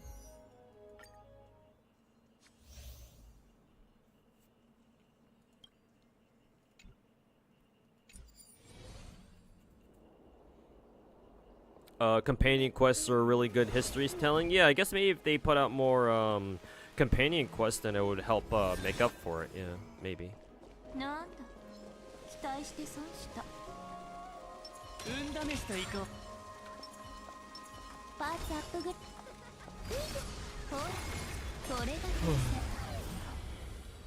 Yeah, to finish building your Lady Herta, you should, man. I think Lady Herta is right now one of the best characters in the game, at least for this this current meta that we're in. Because yeah, Lady Herta is useful pretty much everywhere, at least for now.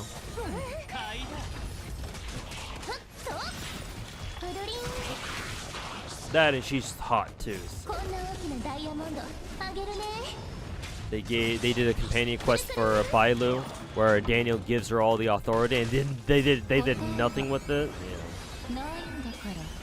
Like, I remember back when Star Rail first came out, I remember feeling like Star Rail, given how fast it came out, given how fast it went through development, I always had this feeling that Star Rail was like, you know, just like a almost. I don't know if I should call it a throwaway project necessarily, but like it's like where did this game come from, right?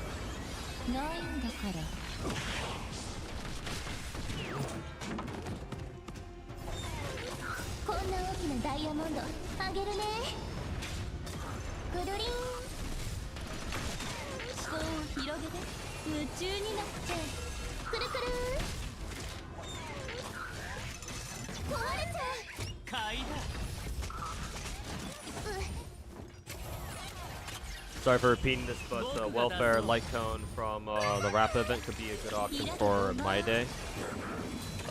Yeah, the Ninja record. Yeah, I saw that, but apparently Secret Vow is still better. And I already had a level 80 S5 Secret Vow, so that's what I'm using. That's what I'm using on Mydei at the moment.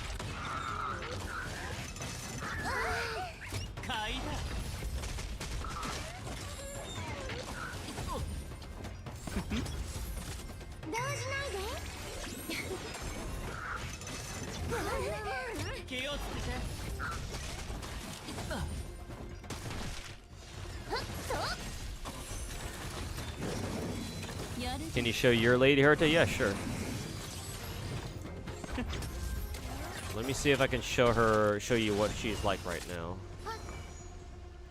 Because right now she's in the middle of battle, so you should be able to see all of her buffs at the moment.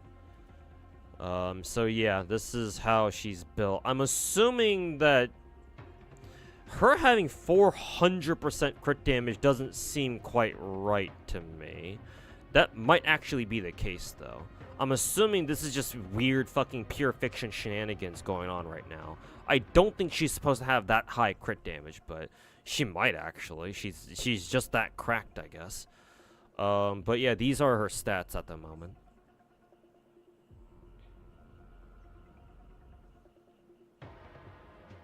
Atelier Yumiya is fucking addicting.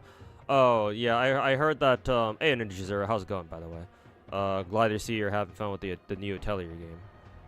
I think the new Atelier game and then like the new Bleach Arena Fighter game came out like pretty recently, right? I think I've been seeing a lot of posts on Twitter about those two games.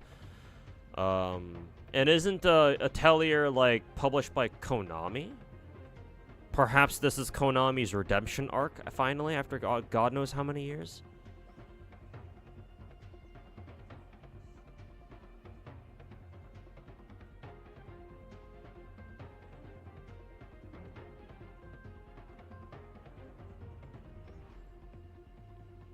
400% crit damage, is that equivalent to 400% in Genshin and Genshin and company? And Genshin, I actually don't even know if you want more than 300% crit damage. Well, I'm sure it's possible, especially with characters like Novelette and other people who have access to like 88% crit damage weapons, but it's a little bit different, I would imagine. It's still mostly the same though. I'm sure there are nuances that differentiate like having a lot of crit damage in Star Rail versus having a lot of crit damage in, you know, Genshin, but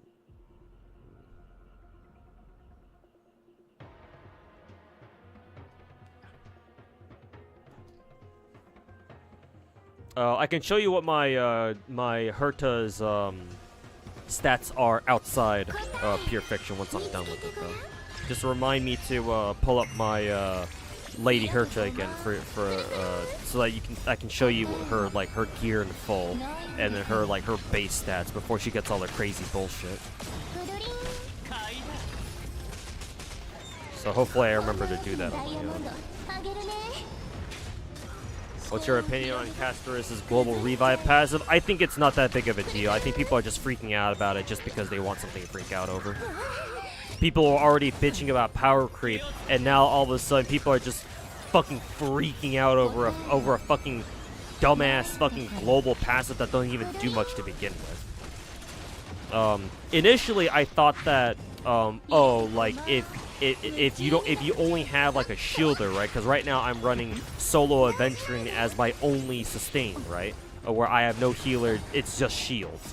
I figured maybe, oh, if that's the case, then you actually don't want to use Castorus, or Castorus is kind of useless here because, you know, like shields don't heal people. But apparently it's either if they get shielded or if they get healed. So adventuring is fine. So it's better than I thought. However, I still don't think that's that big of a deal because a revive only really comes in handy in like, you know, any of the endgame modes, right? I don't know if it even works in like a Divergent universe or something. If it works there too, then that'd actually be pretty funny. And it would actually be useful, at least for some scrub like me. But for endgame modes, it's like, well, here's the thing: you shouldn't be losing characters in the first place, right? If you're in a position where you try an endgame mode, but your team loses a character like halfway through, I'm sorry, you are not doing that endgame mode, or you're not 3-starring that shit, right? It'll help the people who are like very close to being able to 3-star like a new threshold, to be sure. Also, that team only scored what, 28,000, so hopefully this team scores a little bit higher than that.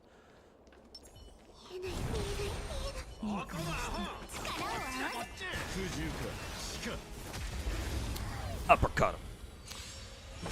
But yeah, like, sure, Castorus' revive will certainly help players who are like on the cusp of being able to 3-star a floor, like, but they just lose a character right at the very end. Sure, it'll help them.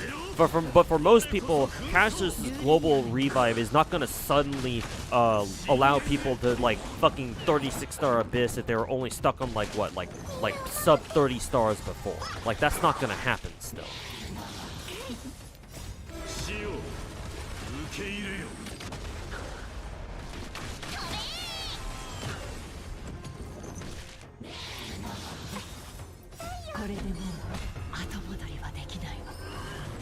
Oh, not Konami, it's Koei Tecmo. Okay, sorry. I'm mixing up my Japanese corpos. I was about to say, is Konami actually going back to make games, like actual good games again? But yeah. And then I remembered, oh yeah. It's still Konami.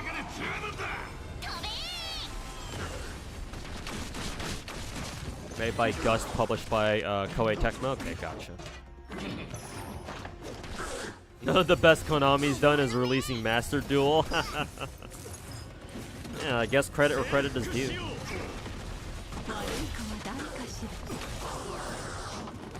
Always build your Harmony characters first. Yep, in a game like this in particular. Busted ass Harmony characters reign supreme. So yeah, Lorelei. I don't personally think very highly of Castorus' like global revive thing. If that's all it does, then yeah, I don't really give a fuck about it. However, as Integer Zero just mentioned in chat, if people are concerned more with the whole global account passive shit where it sets the precedent for Mihoyo to be able to put out some even more broken shit, or like some legitimately broken shit, then yes, I understand that. However, even then, I would still tell people to, like, not jump to conclusions and start, you know, doom posting about how, oh, account passives are gonna fucking kill this game, blah, blah, blah. Because, like, we don't even know what the other ones are like yet. And the fact of the matter is that we will know, because there's no way Mihoyo can hide it. We're gonna know about it sooner or later, thanks to leaks. Like, the leaks will tell us what to expect. Right? And so we'll see them coming months before they even are put into the game. And so far, anyway, I haven't heard of any other, like, confirmed global passive shit. Like, the most I've heard is, like, oh yeah, maybe a future character is going to have a global account passive that, like, gives the entire rest of your account, like, free stats or something? And even then, it's like, okay, well, like, let's consider how much HP or how much stats that they're giving. If it's only, like, let's say, plus 5% crit rate and, like, plus 10% crit damage, who fucking cares, man? That's not gonna move the needle much. Like, sure, it'll be very nice for some of your character builds, but it's not gonna, like, make or break on its own, like, you being able to 36-star MOC or some shit like that. But if it were like, oh, this character gives you the entire rest of your account, all the rest of your characters, plus 20% free crit rate, and plus 100% free crit damage, then of course we have a problem.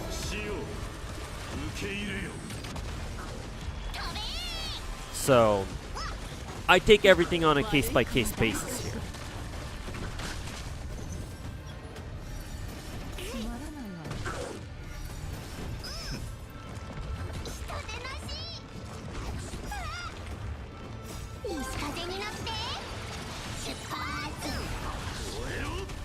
You'll never go to a casino again thanks to the adventuring gamble fight. Yeah, that fight is something.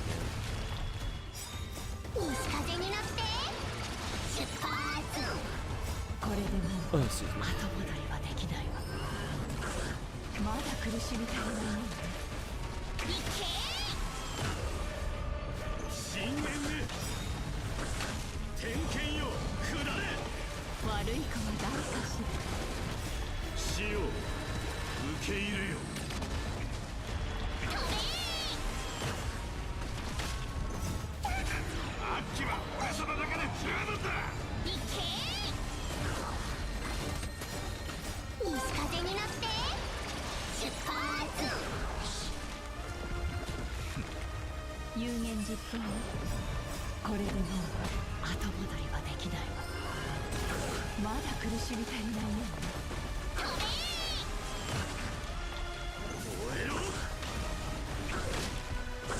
Oh no, one of your characters died. Time to restart. If only I had a global revive. If you're saying that because you think that account revives or that global revive thing is fucking busted. Oh yeah, Mydei's team did really well there. Then nah. I already covered that earlier, where I said that it'll help some people for sure, but it's not gonna help enough people to really change my mind on it. It's still kind of a whatever passive to me. It's certainly not going to help like veteran players or like endgame players who can already like clear everything to begin with. Like that's basically a useless account passive to the rest of us. Also, whoever it was, I forget who it was who asked for my Lady Herta's base stats, but here they are. 3k HP, 3100 attack. Let's see, 108 speed, because I believe my Herta has what, like attack boots? Yeah.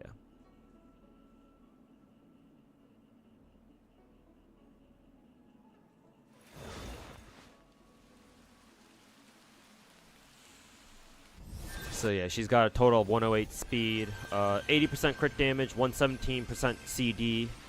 I don't think EHR matters on her.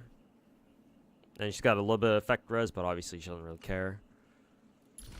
I don't have her signature. However, I just happen to have her second best option, which is quite literally S5 Today is Another Peaceful Day, which you can only get from the Battle Pass. This is the Erudition Battle Pass, and I have it at S5. So I chose this Battle Pass for whatever reason 5 times in a row. Originally, I was going to use it on my Chingche, because I wanted to build Chingche, but I guess I guess I don't really want to anymore. And so, yeah, considering I don't use Chingche right now, I decided to just give her Light Cone here to...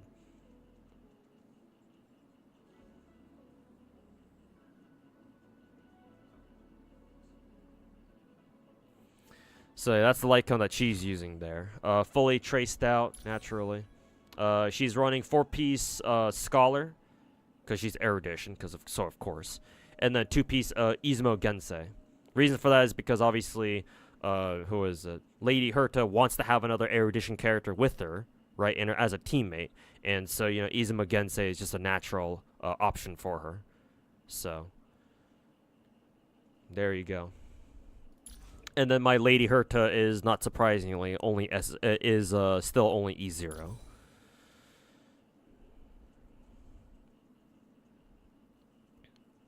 You went for attack boots? Yes, that I did. Let me try to remember why, because there is a reason why you want to go for attack boots instead of speed. I think. Let's see. Let's see if the spreadsheet has the reason why. Let's see. Lady Herta should be run with at least one other Erudition character. Yes, we know that. Let's see. Blah blah blah blah. Let's see. Okay, it's in her relic notes. If Lady Herta is paired with Sunday or Bronya specifically as her harmony buffer, then yes, give her speed boots. But in most other cases, if you're not running Sunday or Bronya, then in that case, attack boots are actually slightly preferred. But of course, depends on your own specific team setup and rotations. So yeah, attack boots actually end up being better anyway. And I don't usually use Lady Herta with either Bronya or Sunday. Usually I stick her with Hanabi. And so yeah, I gave her attack boots, and yeah, they've been working out really well for me. My Lady Herta is a fucking beast, for the most part, anyway.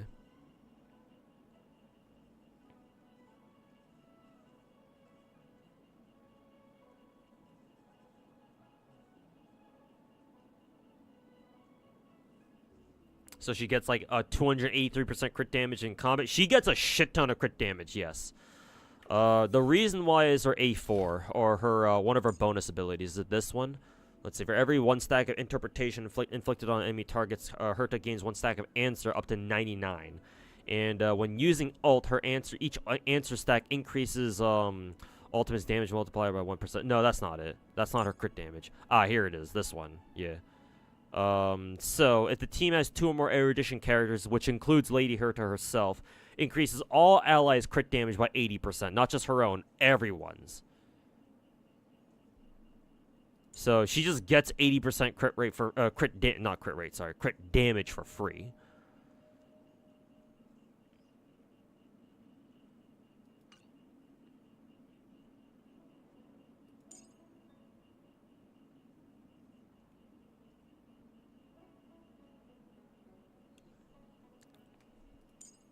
Let's see. Yeah, where else is she getting more crit damage to? Maybe she was getting a lot of it from Sparkle? Yeah, Sparkle definitely was giving her a shit ton of crit damage, too, because Sparkle is just like Bronya, where the whole point of her kit is that she gives extra crit damage to characters. So on her own, my Lady Herta almost has like 200% crit damage on her own. I'm assuming when I checked Lady Herta's stats during the last fight, the reason why she had almost 400% crit damage is that she was getting a lot of it from Sparkle. Because obviously between her, I think her skill and then her ultimate, yeah.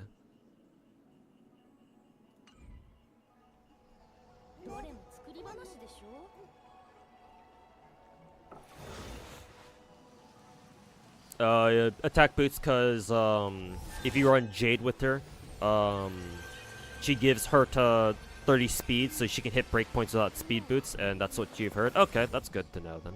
I didn't know Jade actually gave characters speed boots. Actually, that would make sense because it feels like Lady Herta, like she, even though she has attack boots, it feels like she acts as often as if she did have speed boots. Let me just check her skill then. Yeah, you're right. Yeah, it is on her skill. Makes a single target ally become the debt collector and increases their speed by 30 lasts for 3 turns. Yeah. So that means that my Lady Herta, because she has base 108 speed, you add 30 to that, and yeah, she has a 138 speed. So it's as if she has speed boots already. That's pretty insane, actually. No wonder they say that, for now anyway, Jade is Lady Herta's best erudition teammate. Can't believe you managed to get her an E1 and 1 multi. Huh, damn.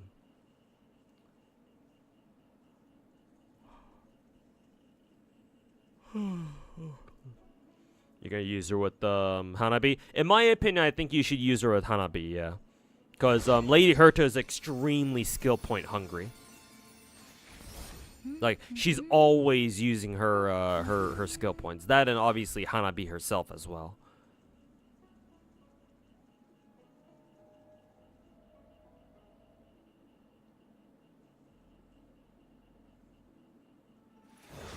It's like her design pants grab.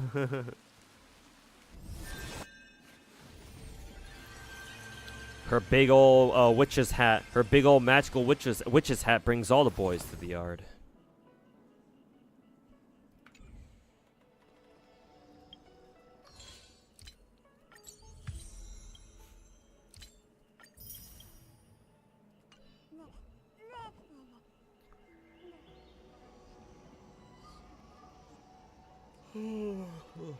Goddamn. Waking up early does not agree with me at all. That I didn't get a great night's sleep last night either. Ugh, feeling it now.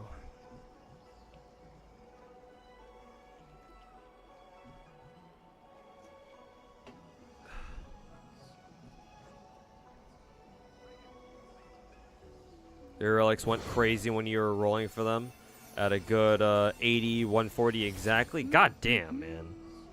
And those are just their base stats, right?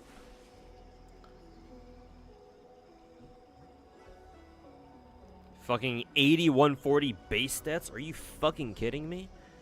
God damn, how high is your fucking crit damage then?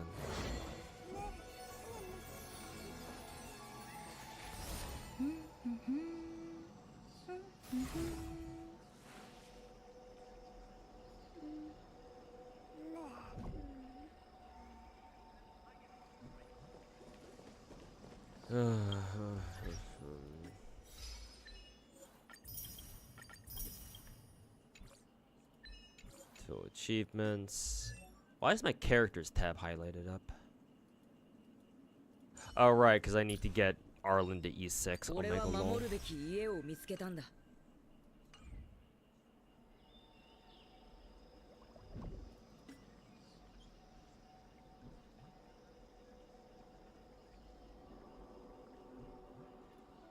Fuck is this? If you want to see recommended plans for different characters, what the fuck page did I even click on? No, I don't want to look at other people's dog shit teams.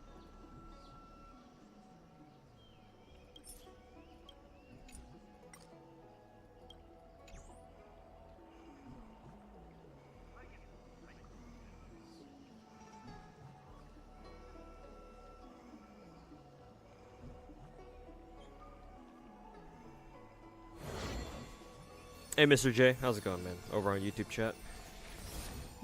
Did I end up getting forced? Yeah, Finkel, I had enough currency that even though I lost the coin flip on AK Alpha, I still got 416 in the end. So yeah, I leveled her up, built her up a little bit before I logged off. Yeah, no, I got 416. Don't worry. It's just that because I lost the coin flip, that means that I'm gonna have to stop there and start saving for whoever's next. As much as I would like to roll for V2 Y2K, that'd be cool. But I don't want to risk losing the coin flip again. So.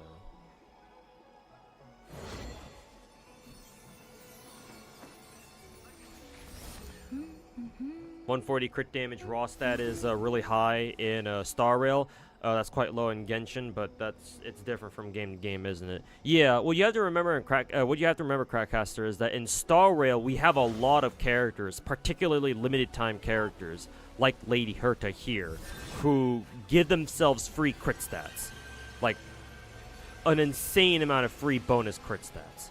So that means that you don't have to build them as hard with like base stats from like relics and shit, because their own stats can more than make up for the difference.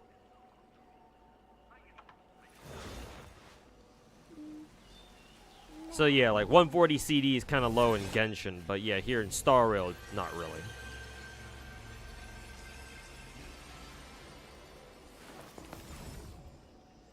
Good shit, she's fucking Thanos, bro. I'm excited to take her out for a test run.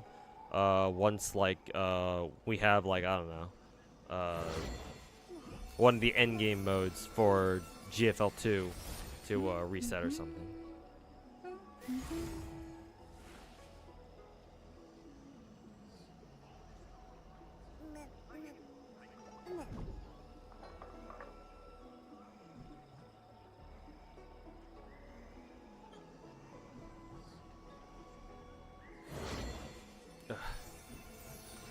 Mydei actually had a cool backstory in his party, and his story was cool. His cutscene was good. Quest not so much. If you watch a YouTube video on his story, you'd probably enjoy it. How much did you enjoy Amphoria's cutscenes? You can pretty much ignore the actual quest itself. I mean, the cutscenes are always nice to look at. Hoyo never misses with their cutscenes. It's just everything else they kind of do miss. But yeah, like if there's a cutscene going on, yeah, obviously I'll try watching it. Because yeah, watching the cinematics and stuff, the custom animations are at least fun.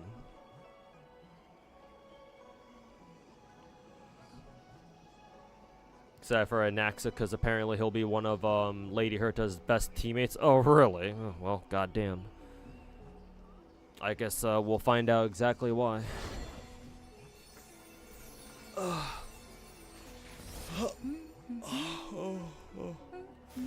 Yeah, I'm definitely taking a nap after this. Ain't no way I'm gonna last the rest of the day without taking one.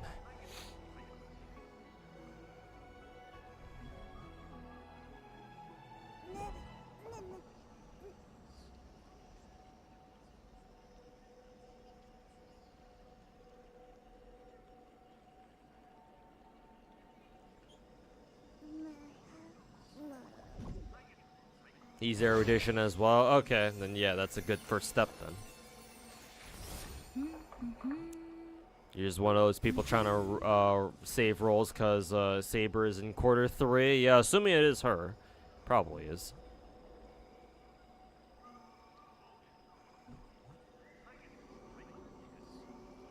%200% crit damage in WoW is almost pathetic, while in Genshin it's great. If you're talking about 200% crit damage after all of your other calculations, then maybe 200% crit damage is still good. Don't get me wrong. It's still good, but yeah, you could certainly do better, especially with new characters these days.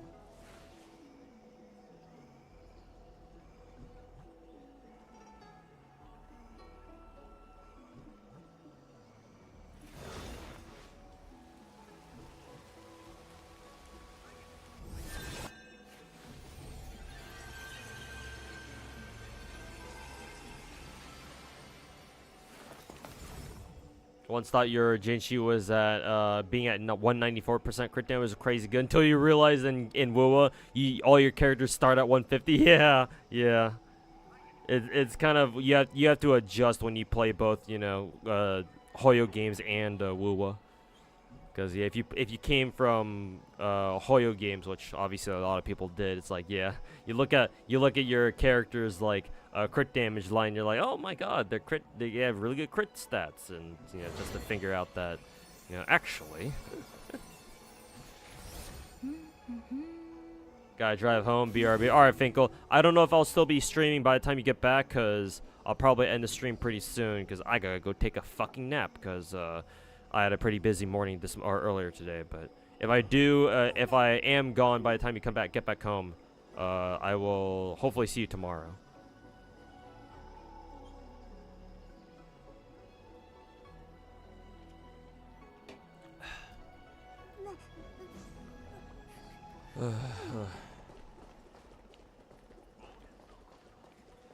I actually want to try MOC right now with Mydei. I don't know how well that's gonna go, but I guess I can just do that as like the last thing I do for today, I suppose. Where is MOC?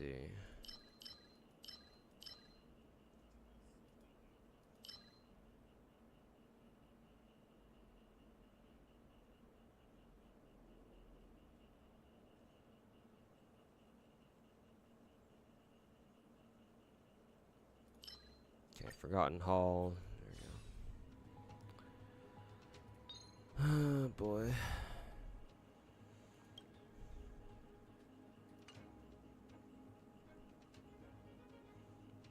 For first side, For first side, let's see how well Mydei does.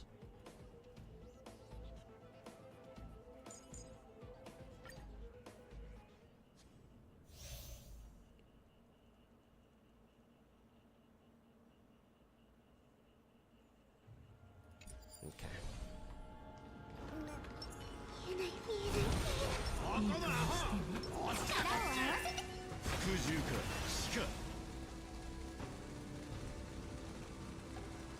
Let's see here. Did I use Mydei's thingy?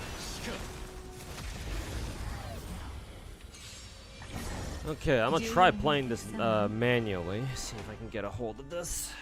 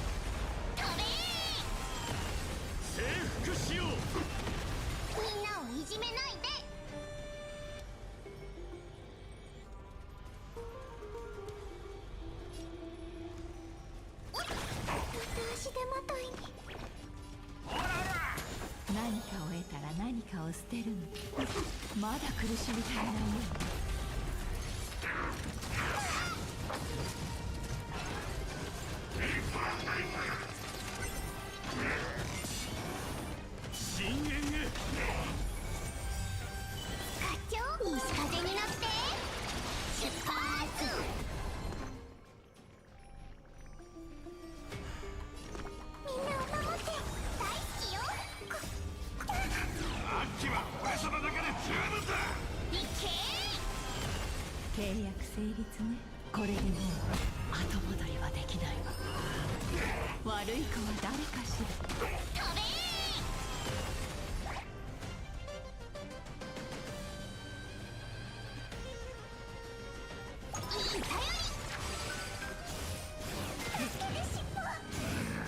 やるわね。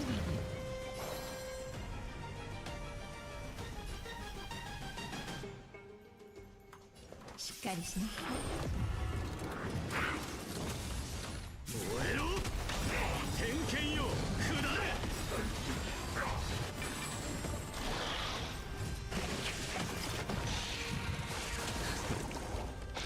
弱い深淵へ。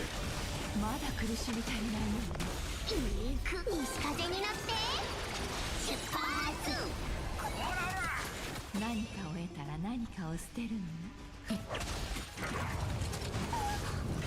見くびらないで。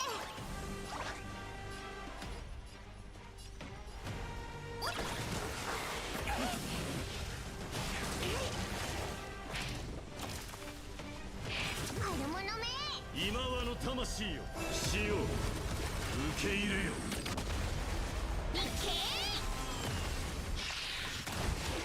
燃えろ教育の時間ね。征服しよう。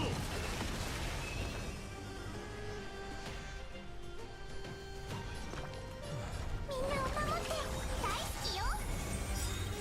Oh, I didn't mean to use Wolfo's ultimate there first. Waste of energy. 契約制。これでもう後戻りはできないわ。いけ課長かしら。西風になって出発。欲望はチャンスを生み出すのね。悪い子は誰かしら。深淵へ。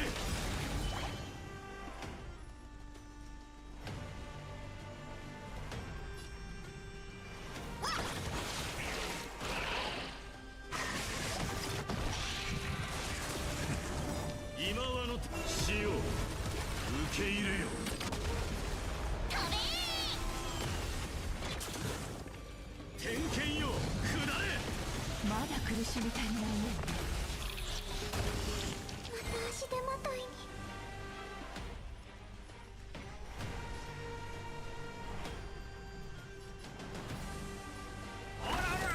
Swarm Bug is almost dead.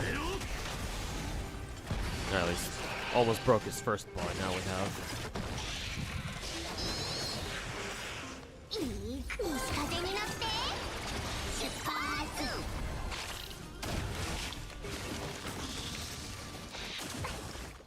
施しがあれば請求もあるの。しっかりしなさい。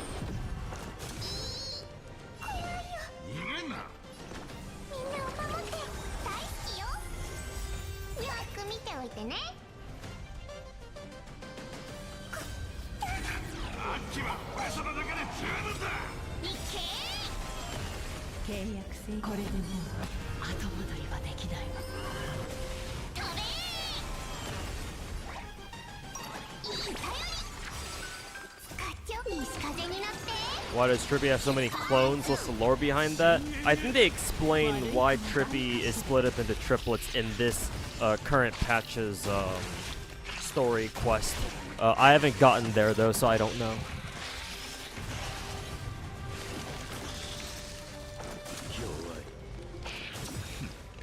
今はの死を受け入れよ。いけ何かを得たら何かを捨てるのよ。まだ苦しみ足りないよ。燃えろ天剣よ下れ。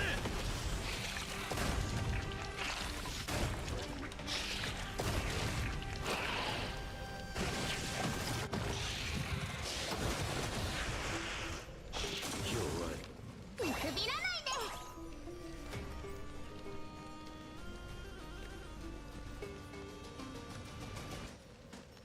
Let's see.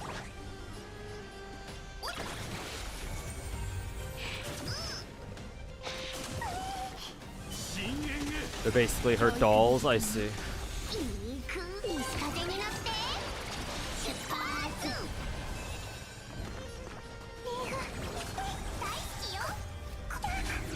気は俺様だけで十分だ。施しがあれば請求もあるわ。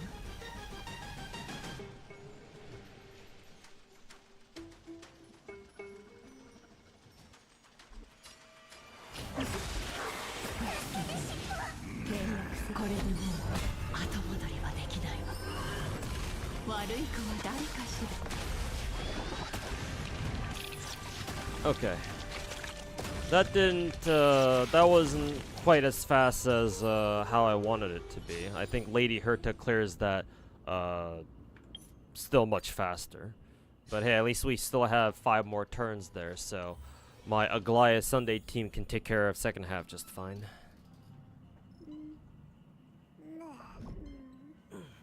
Why Jay with Mydei? I don't know who else to, throw in there with him.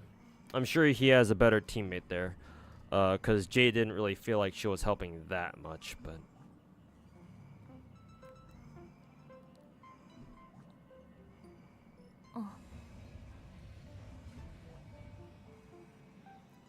But yeah, no real reason. A Hanabi would have been better, especially with hyperspeed Hanabi. My Hanabi isn't like super fast or anything. But I can consider putting her in. Is that with or without Tribi though? Do you want to run Hanabi as a solo supporter, or is that you know?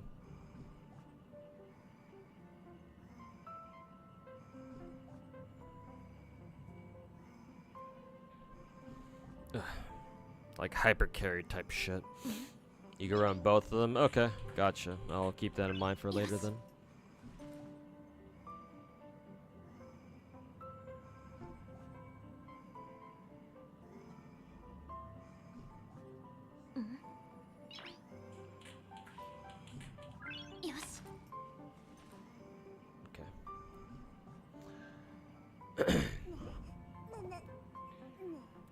Alrighty, boys. I think I will call it a stream here. Like I said, this is just going to be a short stream. Just wanted to roll for 416 and Mydei for today's stream. Thank God we got Mydei. That means I can focus on picking up Casterus in a couple weeks. How long do we have left on this patch? They're probably gonna start drip marketing our next patch or our next patch's characters pretty soon, because that's what they usually do these days. We already know Casterus and who is it? Anaxa are up next, so yeah, just save up for Casterus next, I guess. Isn't that gonna be fun? Anyways, but yeah. Hopefully I'll be able to do a longer stream tomorrow. Hopefully so, anyway. Hopefully I get some good sleep tonight too. So I'm not fucking half out of it streaming. Did you roll for dungeon mesh? Yeah, Hannah, I did. I rolled on the dungeon mesh collab, obviously. I got everybody pretty quickly, within like a multi or two. So that was obviously really good. I'll probably pick up like some of the event exclusive packs. I'll probably pick up all the skins too. I was just waiting for some money to show up in my bank account, because obviously I didn't have a lot, so just wanted to wait until the last minute to pick up all the Arknight stuff with the Dungeon Meshi collab. So, but yeah, I've been playing the Dungeon Meshi collab, obviously. But yeah, in any case, thanks everybody for hanging out. Appreciate everybody. Let me see. I feel like raiding somebody, because right now it's kind of early. So let me see if there's anybody I would like to raid right now. Like if Fobmaster's up, I can send you guys over to him. Oh yeah, speak of the devil, he is. So I'll just send you guys over to Mr. Fobmaster. Tell him I said what's up as usual. Rare stream. But yeah. Thanks everybody for hanging out. I'll see you guys tomorrow, and tomorrow hopefully I'll be able to do a longer stream where we grind through Star Rail shit and Genshin in particular, because I haven't done the last 2 Genshin events yet, so we're gonna have to do that tomorrow for sure. But yeah, see you guys then, boys and girls, of course. So yeah, thanks everybody for hanging out. We'll see